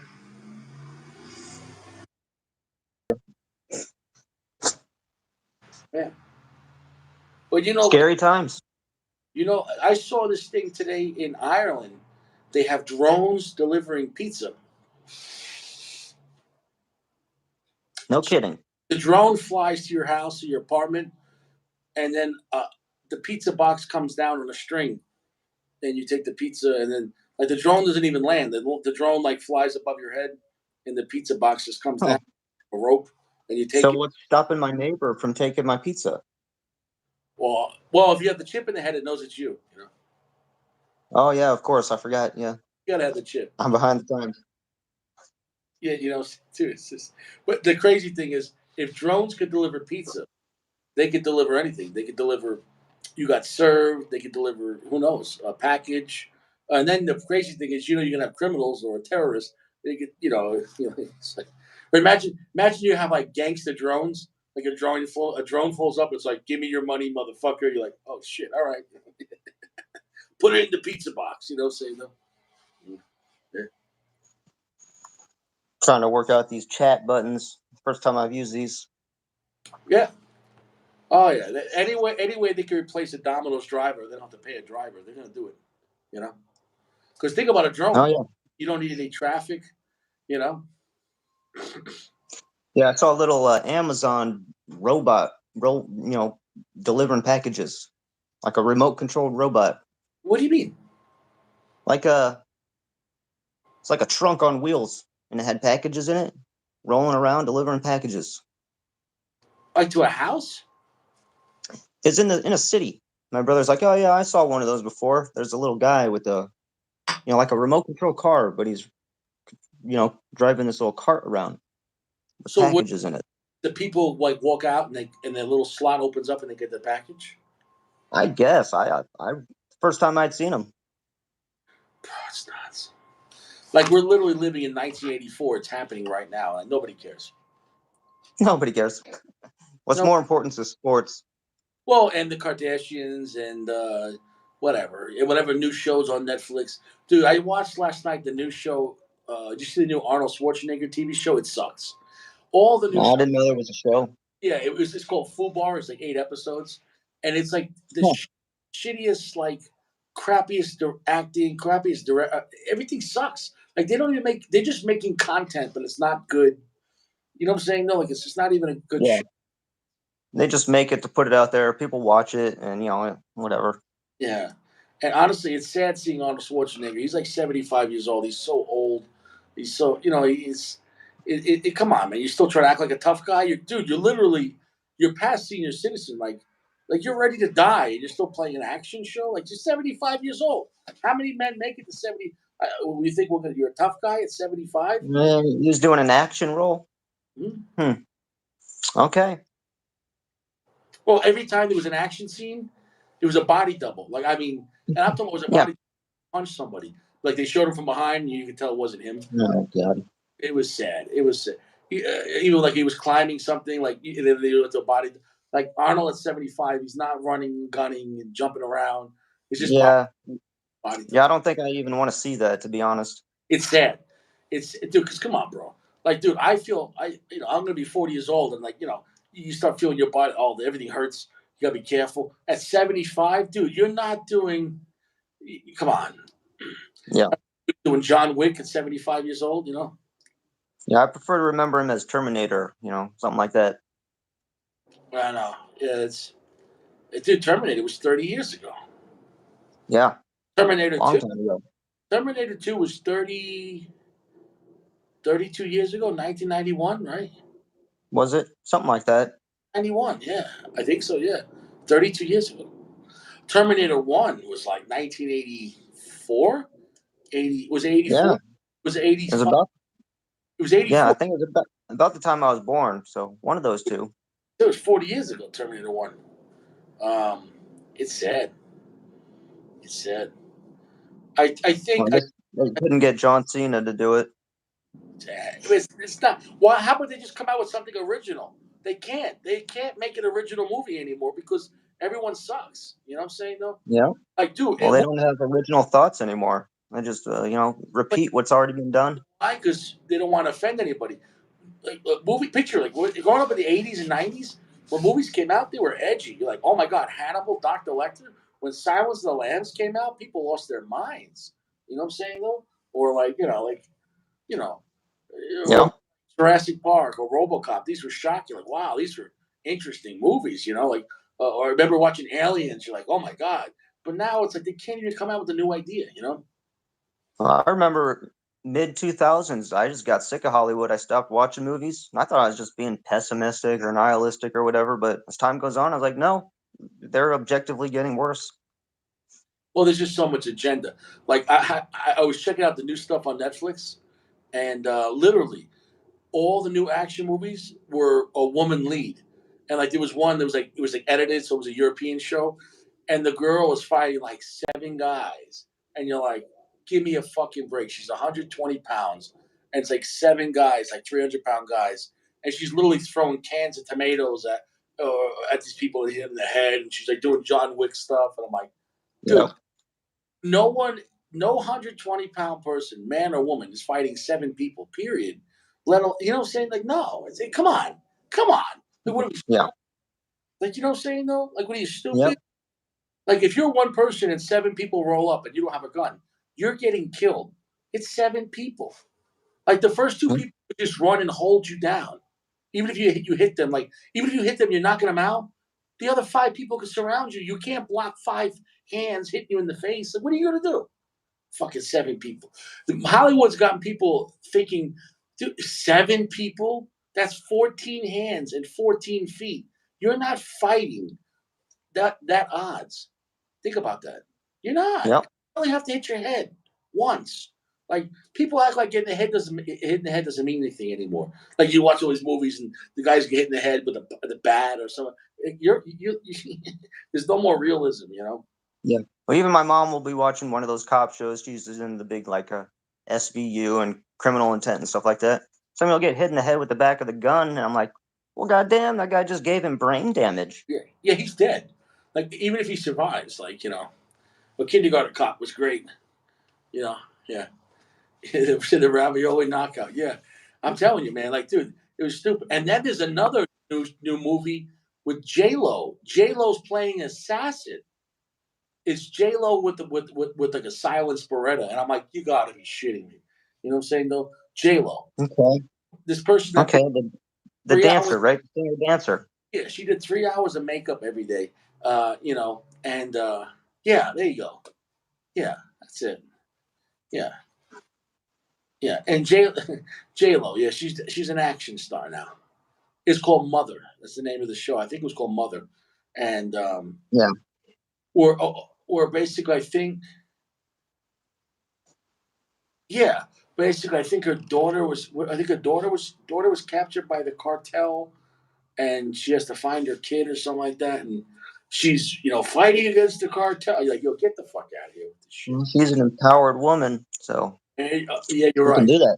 Let's see, the cartel, J Lo. Like, you know what I'm saying though? Like first off, no one's taking you serious when you're wearing a thong. Like, you know what I'm saying though? Like, where the cartel's like, look at that ass. You know what I'm saying? Yeah, I think that might end a different way. Yeah, I think dude. that's the Pornhub version. Yeah, exactly. Yeah, yeah. Instead of mother, it's called motherfucker. It's a different. Like, oh, whoa. Yeah, it's I can't stand it. I just can't. It's such bullshit. You know what I'm saying? Like, Use the Glock. yeah. It's like they literally. People wonder like how the Mayans just disappeared. I understand it now because look, movies disappeared. They forgot how to make a movie. They forgot how to make a good story, plot line, acting. Every show now, the guy is weak. The girl's the same. Did you hear about the new Indiana Jones movie? I'm not going to watch that. I heard about it, yeah, and he's basically incompetent. Can't He's do anything for himself. He's depressed, and the woman basically is Indiana Jones now, and she punches him in the face and knocks him out, and she carries him, and like, She carried him, huh? are you shitting Okay. me? I mean, I couldn't carry him, and I'm a 130-pound guy. No, but you get what I'm saying? Like, it's like and they did it with Terminator. Remember Terminator 3 was a female Terminator, and That one I never saw because I didn't really care it at was that point. it was terrible. But then Terminator 4 and 5 and I think 6 now, they were all bad. It was all bad. It was just it sucks. It sucks. Yeah. Yeah, they don't. They literally don't know how to make good movies anymore. It's Well, they'd rather push their agendas than entertain people. yeah, is what it is. Oh, Thor. Yeah, I heard Like, the last one. Thor was naked. I don't know if you're into Lord of the Rings, but they made a new Lord of the Rings show on Netflix or whatever, Amazon, Netflix, whatever it was. Everybody hated it. Basically, they were just trying to destroy the Oh, whole was that the show. one with the girl that they made the girl the warrior? Yeah, the Rings of Power, I think it was called. I heard it was And terrible. the whole point was to just destroy everything Tolkien That was did. the most expensive show ever made. It was like $1 billion show. I heard it was terrible. Yeah. Everybody hated it. I already know. No one. See, even women don't believe this shit. Like, no woman's gonna believe a woman's fighting like 10 guys. Like, come on. Like, everyone knows this. It's never happened. It's never happened in the history of the world. You know what I'm saying? So like, who's gonna believe this shit? You know what I'm saying? No. The fuck. Yep.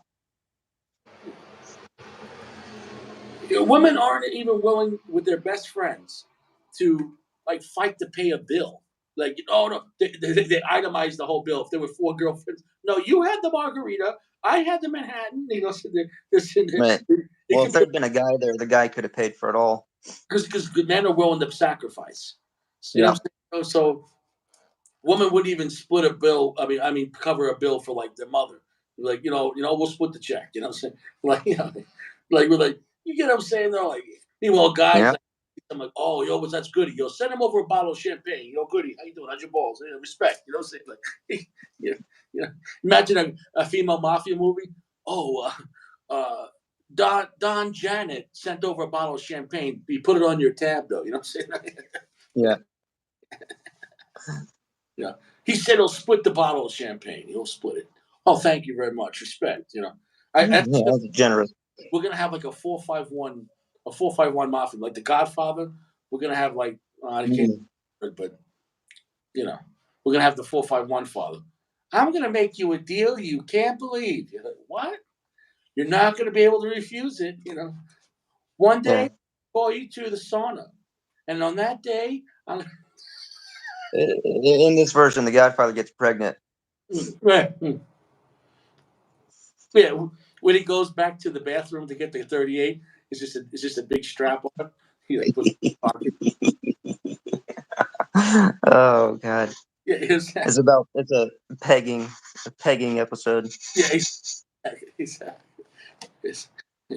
I don't know. Too. Oh, you won't see that guy no more. What happened?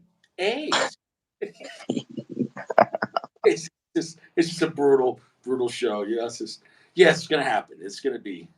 I'm waiting for He like got hit over the head at a bar, got sodomized for 20 minutes. yeah. Oh, we don't go to Houston. Um, uh, I'm waiting for 451 Ninja Turtles. That's gonna be next. Yeah. I'm at 5%, so my phone will probably shut off here. All Just right, to give you a heads up. no stress. But that's what's gonna happen next. I'm waiting for 451 RoboCop, and Oh my God. yeah, oh yeah, and then I'm waiting for like Bruce Springsteen just to remake all the same songs, but for everyone. Like instead of a girl, it's Jersey Boy. I'm in love with the Jersey Boy. Yeah. La la la la la. Jersey Boy is soft. Yeah, he's just Jersey Boy, or like I'm on fire. Like the song starts off normally. Hey, pretty baby, is your daddy home? Is he gonna leave you all alone? But the next one's gonna be like, hey, handsome boy, is your wife home? Because I really like you. It's just, Oh God. they're gonna redo every song. Every song is done. Every yeah, They every got something for the cuckold, something for the transgenders, yeah, something for the furries. everything. You got to make everything except for traditional family. I mean, everything. Yeah, yeah, yeah. You said the Terminator. You got the Transinator. It's just like you know. Have I a robotic, everything. The liquid Terminator won't stop.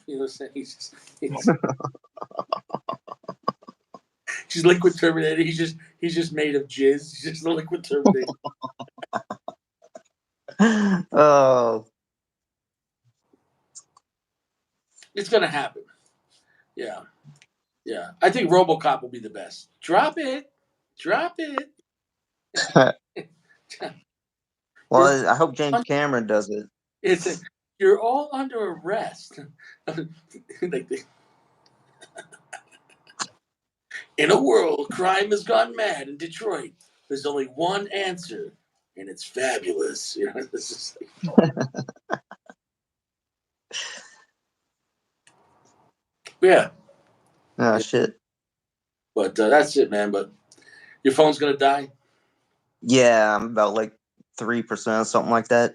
Don't stress, man. Well, we'll catch you later. Then the next time, I'll probably hang out about another 20 minutes. Hopefully, you can plug it in. But always a blast having you on, man.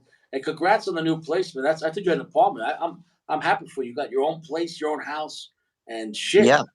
dude. At that rate, man, you could pay off that house fast. You know what I'm saying? No, that's a good price. You know? Yeah, I'm pretty set right now. That's Yeah. for sure.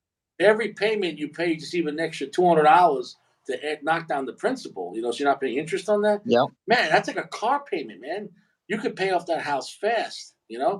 And like worst Yeah. case, if you got a roommate, like a guy you knew, you just rent out a bedroom, dude, you charge him $500, dude, you have to cover almost your mortgage.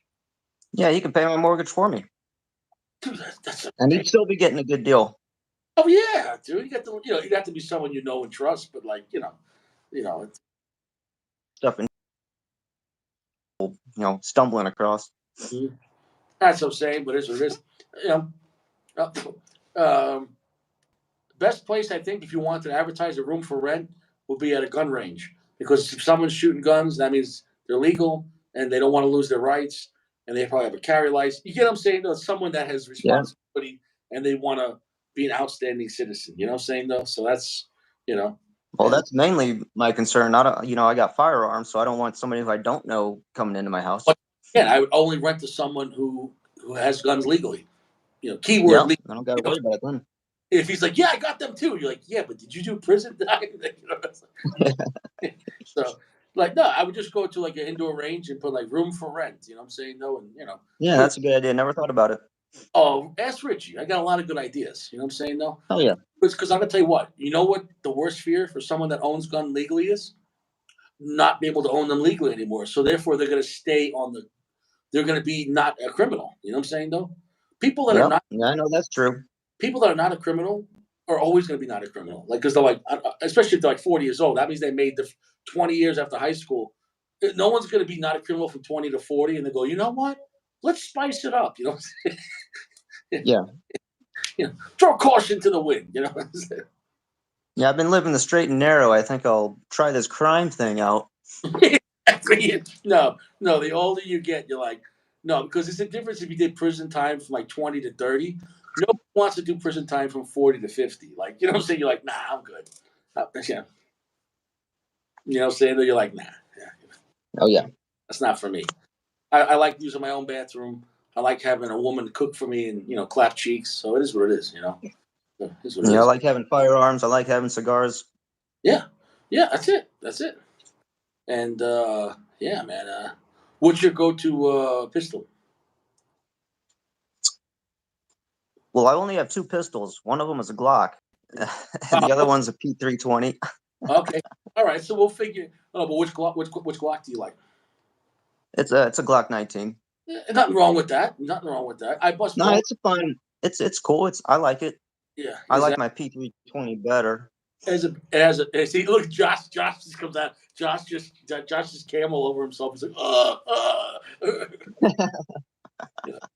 yeah, but yeah, I didn't change anything. I put night sights on it, but I didn't change anything about it. yeah. No, I'm rocking right now. HK USP Compact 45 stainless. Oh, nice. Dude, that's That's rare. awesome.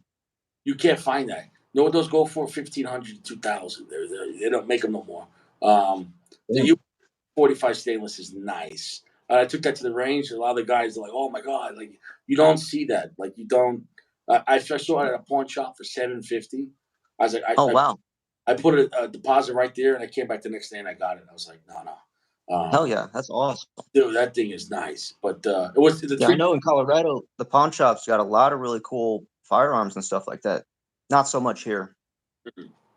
I've never seen pawn shops like the state of Colorado. The pawn shops out here are ridiculous. Because out here you don't need like a FOID card. So if you want to trade stuff at the store, it's just a driver's license. You're like, okay, I'll bring in these two. I want to get down one. Okay, you could trade. You just do a background check, but it's very easy to trade legally. At the store. Yeah, exactly. First firearm I got was in Colorado. Go in, you get what you want. Wait 5, 10, 15 for the background check. You take it. Yeah, that's it. Yeah, no, because I had one of mine in pawn. I got it out a few days ago. Dude, the background check was like 30 seconds. Literally, I gave the guy his stuff, and then I was like, "So how long you think?" He's like, "Oh, you're already done." And I'm like, because with pawn, it's already yours, but they still make you do a background again. But in the state, if they know it's already yours, it's just like they know it's not stolen; it was already yours. They're like, okay, yeah, whatever. You know what I'm saying? Oh yeah, that's awesome. It was already your property. They obviously run the next check. The next check, they run the serial number, make sure it's not reported stolen. Well, you know, you have to, you know, whatever. But it was 30 seconds. It was like, yeah, here you go. You know, I was like, yeah, that's the Yeah, way. I think in Illinois there's like a, I don't know if it's 10 days or 5 days or whatever, but I think there's a wait time on pistols. I didn't know that. That sucks. That's what I heard. I haven't bought a pistol in Illinois. I've got Yeah. some rifles, but Yeah, it wasn't the case for that. yeah. It's, you know, but at least you're not in Chicago. Chicago's a different beast, you know. Oh God, I would never be in Chicago. No, but even like the licensing and everything in Chicago's worse. You know, it's more. I'm sure it's probably more. Yeah, they kinds of restrictions and everything, magazines and stuff, just like California. Yeah, it's bullshit. Meanwhile, Yeah. the criminals they're running a Draco with a 75 round drum. They're doing whatever the fuck they wanted to. Yeah, they put the I don't remember what it's called, the little thing to make your Glock full auto. The switch. But no, it's funny. Yeah, that's it. I saw this thing today that it was obviously the feds.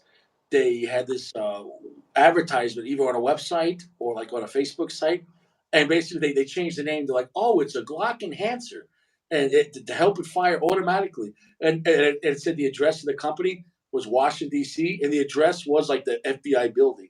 And they're like, Oh my God. they weren't even trying to hide it. So whoever like calls, like, "Yeah, I'll buy two of them," like, "Oh, you're going to prison now." Like, uh, the comments were brutal. They're like, "Fed boys, you weren't even trying." So obviously it was, you know. Yeah. Well, I'm sure they got some people though. First off, yeah, I'm going to say this right now. Don't do anything illegal. You know what I'm saying? No. Just because if you buy them, don't modify them illegally. Don't go to prison. It's not worth it. How stupid can you be? How stupid can you be? No, I don't get it.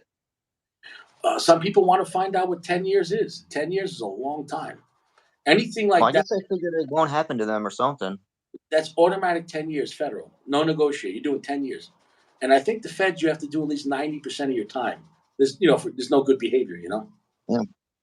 No, I didn't know that. And the feds have like the highest conviction rate. Like they just, everyone pleads guilty. You're not going to like, oh, it's taking the trial. You know? Yeah, well, if they got that CRT guy, what was that his CRS? They got Yeah. that guy. I Well, mean, they'll get anybody. okay, the issue. Obviously, I don't think he should have got that. But at the same time, I think that comes down to the system. Meaning, if you rub your thumb in the system, even though what he was doing wasn't technically fully illegal, he was pushing it, and they're just going to make an example of it. You know what I'm saying? I hate to Yeah, say it. I don't think he was even selling. I think he was just talking about them, like advertising them. No, There was a different guy that was making them. I think he was getting a kickback from the company that was making them, so that's where they got him. You know what I'm saying? Though I think Okay, I don't know anything about that. I know he was talking about them, and it was a different guy selling them. what it was because I don't want to. People think I'm advertising that. Like that's whatever it is. Yeah, we don't need to talk about it. Yeah, whatever it is. Stay away from that bullshit. Like semi-automatic is fast enough. If you want to get, I don't think you can in Illinois, but in Colorado you could have Class 3 stuff, but you have to file the paperwork first. So if you wanted to have a select fire, you have to file the paperwork. It takes 9 months. You get the tax stamp, and then you could get what you know what I'm saying though, because you could have, have suppressors out here, but you have to file the paperwork before you get it. You can't get one and be like, oh, now how do I get the license? Yep. I'm sure it'd be fun, but I don't think I want to blow through ammo that fast anyway. No. Most guys out here do like suppressors, but once again, that takes about 9 months of paperwork. And here's the thing: once you have that, it's a controlled item. You can't just leave the state with that. You have to give them, I think, 30 days notice. So let's just say you had a suppressor and you were going to go to a range in a different state with it, or whatever, whatever. Let's say you have another property in Texas. You have to inform them that you're going to be crossing state lines with it. If not, you're committing a crime. So you have to, even when you have it legally, you understand there's different rules with that. That's a very controlled item. So you can have them here legally, but I'm not a lawyer, so I'm not giving any advice. But for what the guys told me, like you get what I'm saying? No, you got to know, you got to basically be a lawyer. You got to know the law. Yeah, there's too many hoops to jump through. That's never something I was interested in. Yeah, no, it's and basically when it comes to control items like that, if you live with someone else or they have access to your property, if they're not on that license, you can get what's called a living trust, where you could put their name on it. But if you don't have a living trust, they cannot be in the house and have access to it. So if you forget to lock it up, or if you lock it up and they have access to those keys, which I don't know technically how that works, they could get 10 years in prison for it. So like, Oh, yeah, no shit. yeah. So for example, let's just say you went to work and you left your silencer on the bed table, right? And your wife's home, she could go to prison for 10 years. God So damn. yeah, no, they're not playing around with that shit because so it's not like you bought a handgun like nobody cares. You know, as long as the other person's not a felon, they can be in your house and nobody cares. I'm talking about with tax stamp stuff. It's very crazy. Like that's why I never got one of the tax stamps. I was like, I don't want to.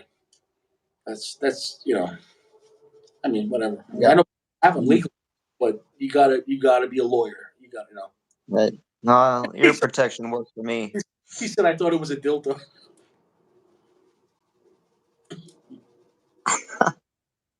Yeah, it's the same shape, Well, both can fuck you. The difference is one will fuck you for 10 minutes, the other one will fuck you for 10 years. That's the difference.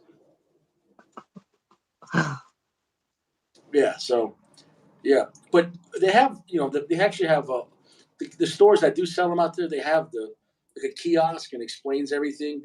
It says but like I don't know.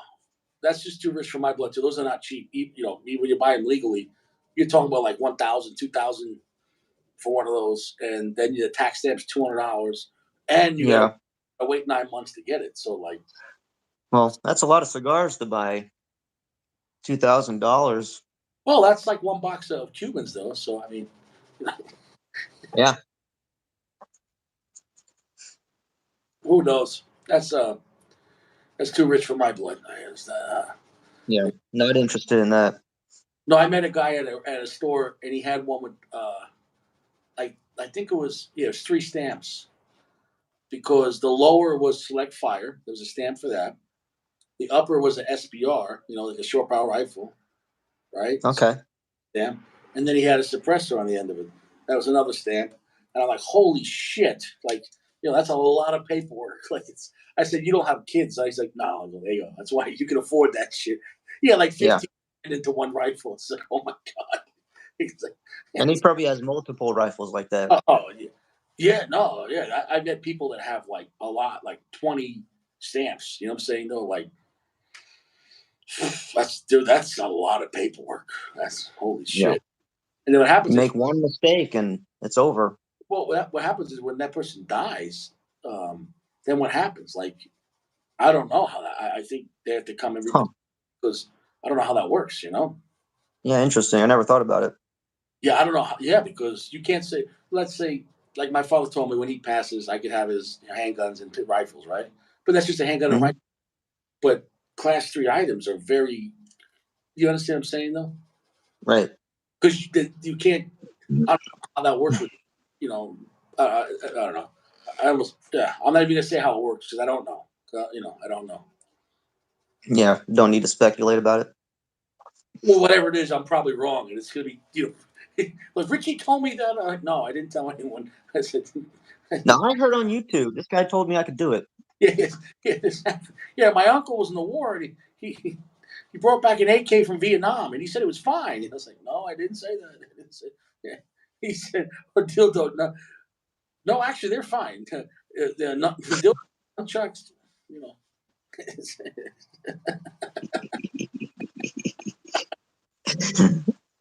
Yeah, Michelangelo's a party dude. He's like, hey, Swinging dildo, nunchucks, eating pizza.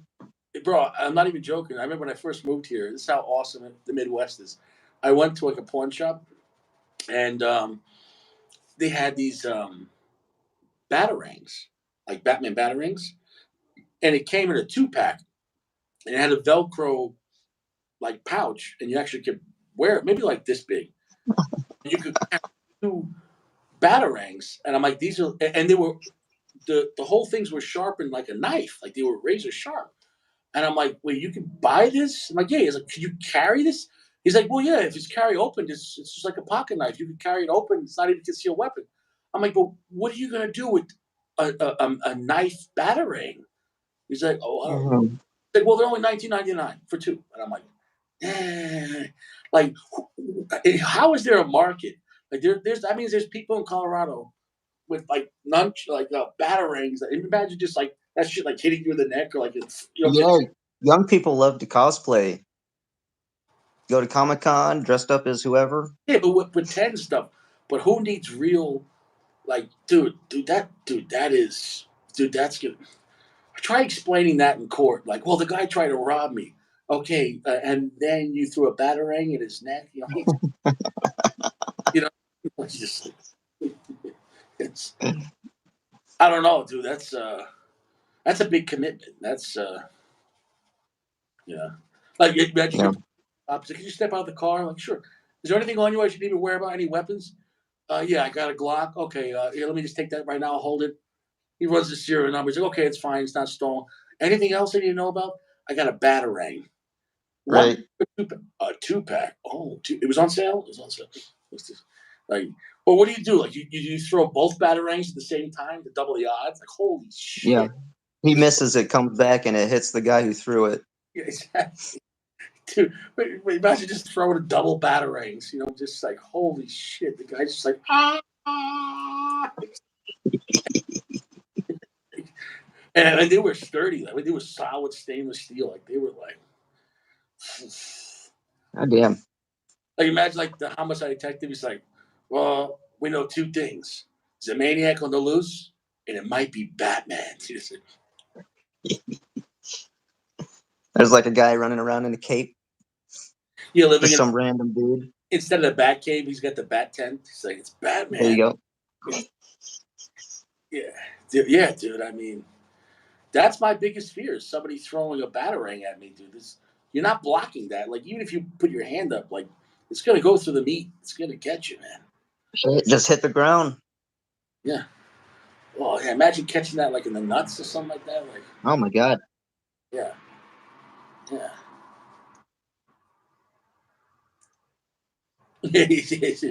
Doc Martin boots. Yeah, yeah, dude. Yeah, I mean, somebody's buying that shit. Somebody's Batman out there. Well, yeah, there's a market for it, or they wouldn't make them. Well, remember I told you there was the Freddy Krueger guy. What was his name? Remember I told you about the Freddy Krueger guy out here? That story. He made his own gloves, Freddy Krueger gloves. Yeah, out of five like knife blades, and he made Oh god. took the gloves, and he had them attached to his gloves. Taco Freddy, yeah, and they were Oh shoot.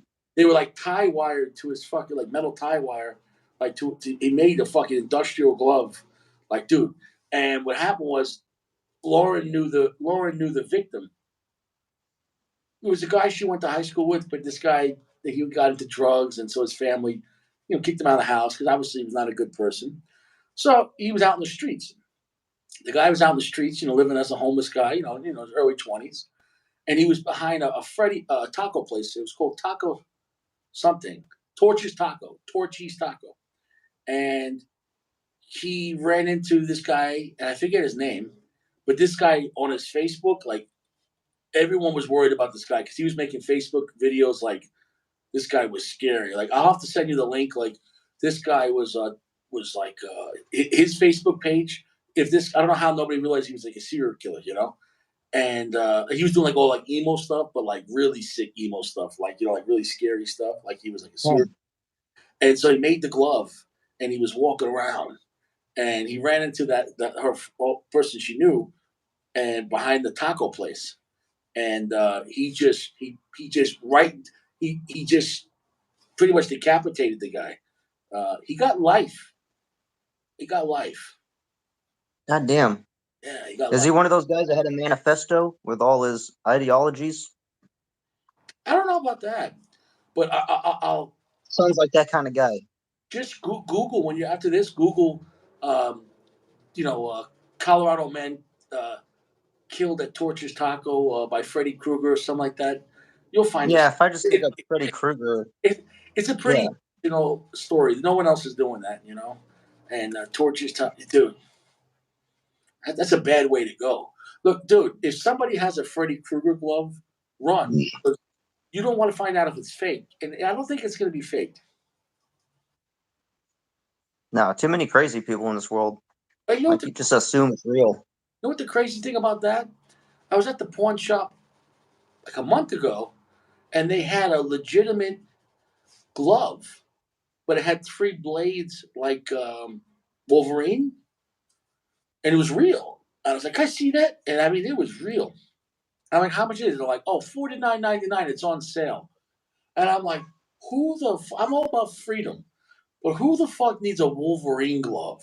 Holy shit! Like, you know what I'm saying? Though that's more dangerous than Freddy Krueger because you can still have your hand and you don't have to worry about like your feet. You know what I'm saying? Though, like, oh, Yeah, you can still like open a door. dude, dude, who the fuck is running around with? So you can have Batman, blades, and some other guys got Wolverine. Dude, Colorado's got some crazy shit. Like, and the pawn shop just selling it like, yeah, it's on sale. Yeah. So 49. you're gonna see cosplay Batman fighting cosplay Wolverine in the streets. I don't know who's good. Well, Batman has the advantage until he runs out of blades because he has the distance. Yeah. But the Wolverine guy can block. You know, he's good. You know, and then you're fucked. And then you're fucked because holy shit, you cannot block that. Like, unless you're Steven Seagal, that's Right. gonna be news, man. Because I'm talking about like 12-inch blades, like, and there's three of them. So if you get stabbed, you got stabbed by 3 times 12 is 36 inches of steel. Like, you're not surviving that. You're not surviving that. Yeah. I don't think. I don't know. What's that? Yeah, I don't know what Brainiac came up with that. Thought it would be a good idea. Dude, there's some crazy people out here in Colorado, like, and they act like it's normal. I don't know, but like, the only thing worse if the guy had two Wolverine blades. I don't know why it came in a one pack. Like, you know what I'm saying? No, But somebody already bought the other one. They couldn't afford both of them. he's, yeah, the guy pawned his one glove. He kept the left hand, it's just the right hand. Yeah, dude, like what, dude? Can you imagine like there was a guy outside your door and he's Wolverine? You're like, oh god, like, dude, this is gonna be bad. You know what I'm saying?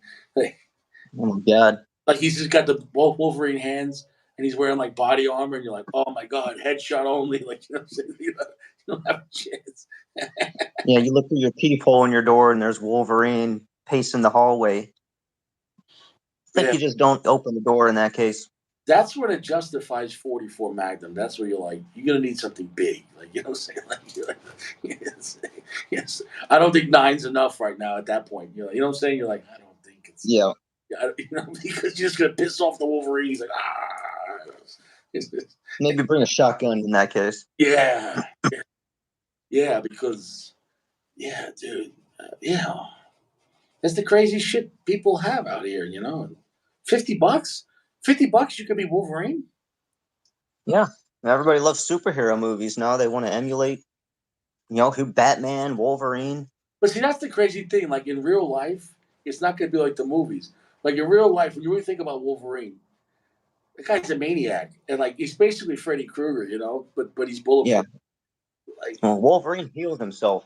yeah, yeah, dude. I think Wolverine versus Freddy Krueger would be pretty good. Listen here, bub. I don't even like your sweater. You know what I'm saying? Like Freddy Krueger's like, I'll see you in your dreams. I bet you will. You bet you 451, Freddy. He's like, shut up. He's like, I don't know. I don't know. Superheroes in real life would be actually kind of scary. You know? I don't know. Who knows?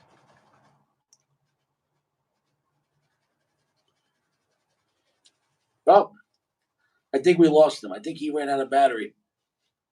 He's out. His battery froze. They said Tomahawk, yeah.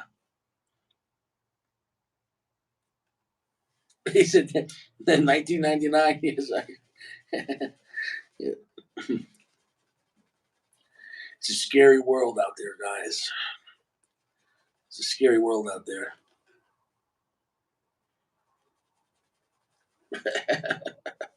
It's a, see, Josh, there was another guy that likes Glock. We didn't see Josh all night, and Josh heard Glock 19. He's like, Glock. he just heard. He's like, wow.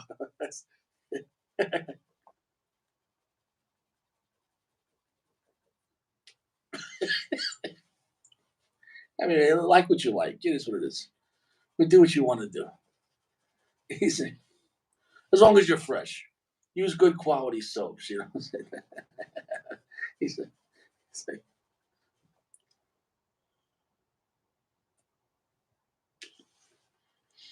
you know, and I'm not gonna lie. Back in the day, Josh, I had the coolest Glock of all time. I had the Glock 5.0. You know what that is? I had a Glock 21, and I had the 50 cal conversion kit. It cost $750. It's made by Gun Crafters Industry, I think it is, and it's a 50 cal upper, 50 GI. So it turns your Glock 45 with a slide, a barrel, and a guide rod into a stainless steel upper in 50 GI. It was impressive. Um,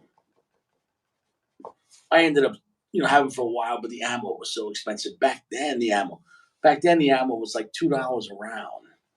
Back then, I'm going back 2000 and what was it? 2007, 8? Yeah, 2007, 8.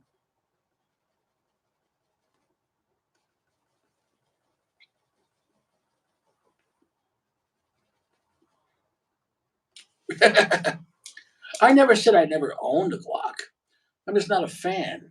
And they work fine. Um, you're just too passionate about it. Like, it's not the only thing that exists. There are better options out there, but you do what you like. But yeah, I even had a Glock 40, Glock 357 SIG.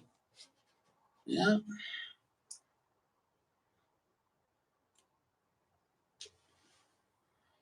it is what it is. Yeah, but that's what you need to get.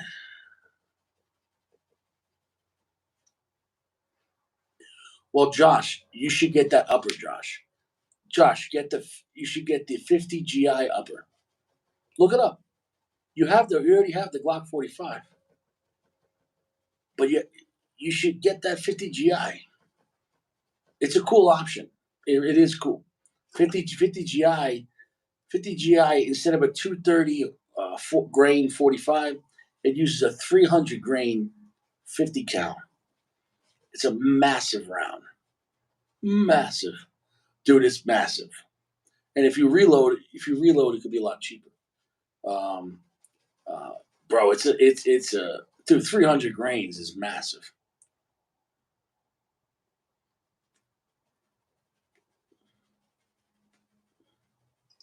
It's massive. It's massive. But I think it was only loaded to maybe 800 feet per second. So it's actually slower than the 45, but it's 300 grains. It's massive.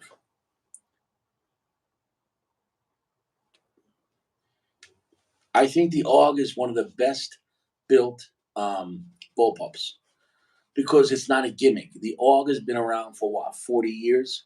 The AUG is a true NATO rifle. The AUG is a true military weapon. It's very reliable, very durable. The triggers aren't that great, but it's because any bullpup trigger sucks. That being said, it is a phenomenal made weapon. The Steyr AUG is what it is. It's going to cost money though. It's going to cost money. 2 Gs, 3 Gs. If you find one used, you could get a better deal, but not going to be cheap. If you find one used, you could probably get a really good deal on it. That's not bad. That's not bad. No, it's cool. I'll give it that. It's cool. But do they take standard magazines or are they taking AUG magazines? That's the problem. If you're stuck with, you know, non GI mags.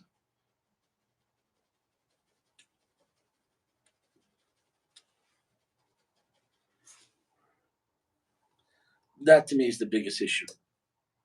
Because if you have to get Steyr Max,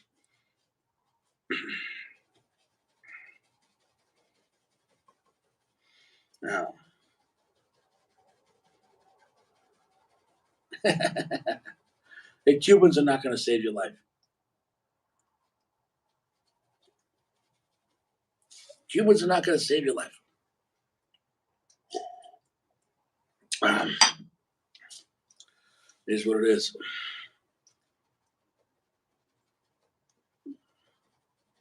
It's what it is. There's nobody here. Nobody's here. Everyone's sleeping. The dome was kind of quiet tonight.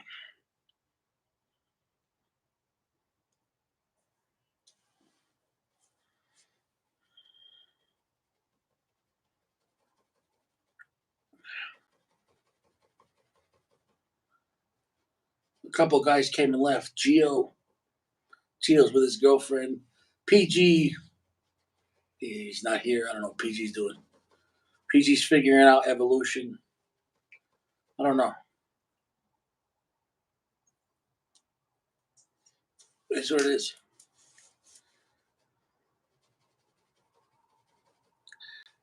Yeah, purple's great. Are you chilling out with the missus? Hope you have a great night. Notorious chilling out, relaxing. That's nice. You got to do that, man. Just relax. He said, PG's at the zoo. We came from fish. As you say. As you say. I don't believe that. I am not a fish. I am not a fish.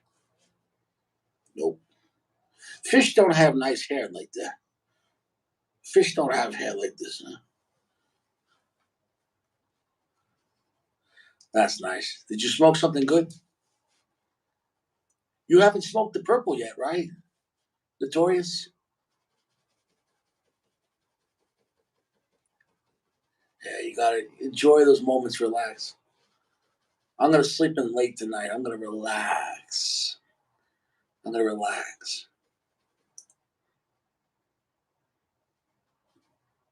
Yeah. I'm sure the purple's out there in on the West Coast. My man Sako said, fresh feet. That's it. Sako said fresh.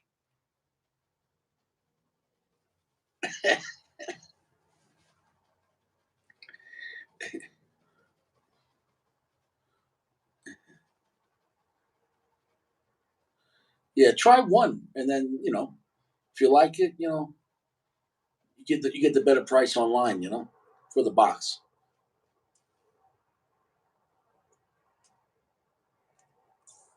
That's it. That's it. That's it.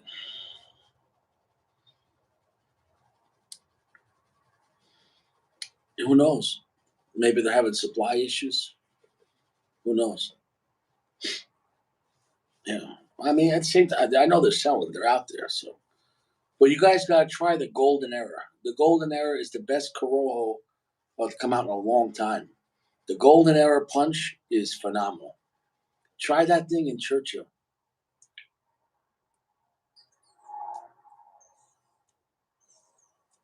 You gotta check it out.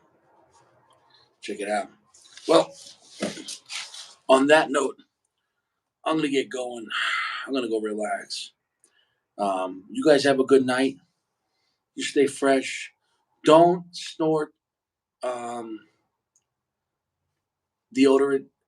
Apparently, that girl died. Rest in peace. But do not spray deodorant up your nose. Okay? Don't inhale deodorant. That's bad. Josh, glock, glock, glock, glock, glock, glock, glock, glock, glock, glock, glock, glock, glock. Goody, you take it easy. Glock, glock, glock. Batman, Wolverine. Watch out for Freddy Krueger. That's it.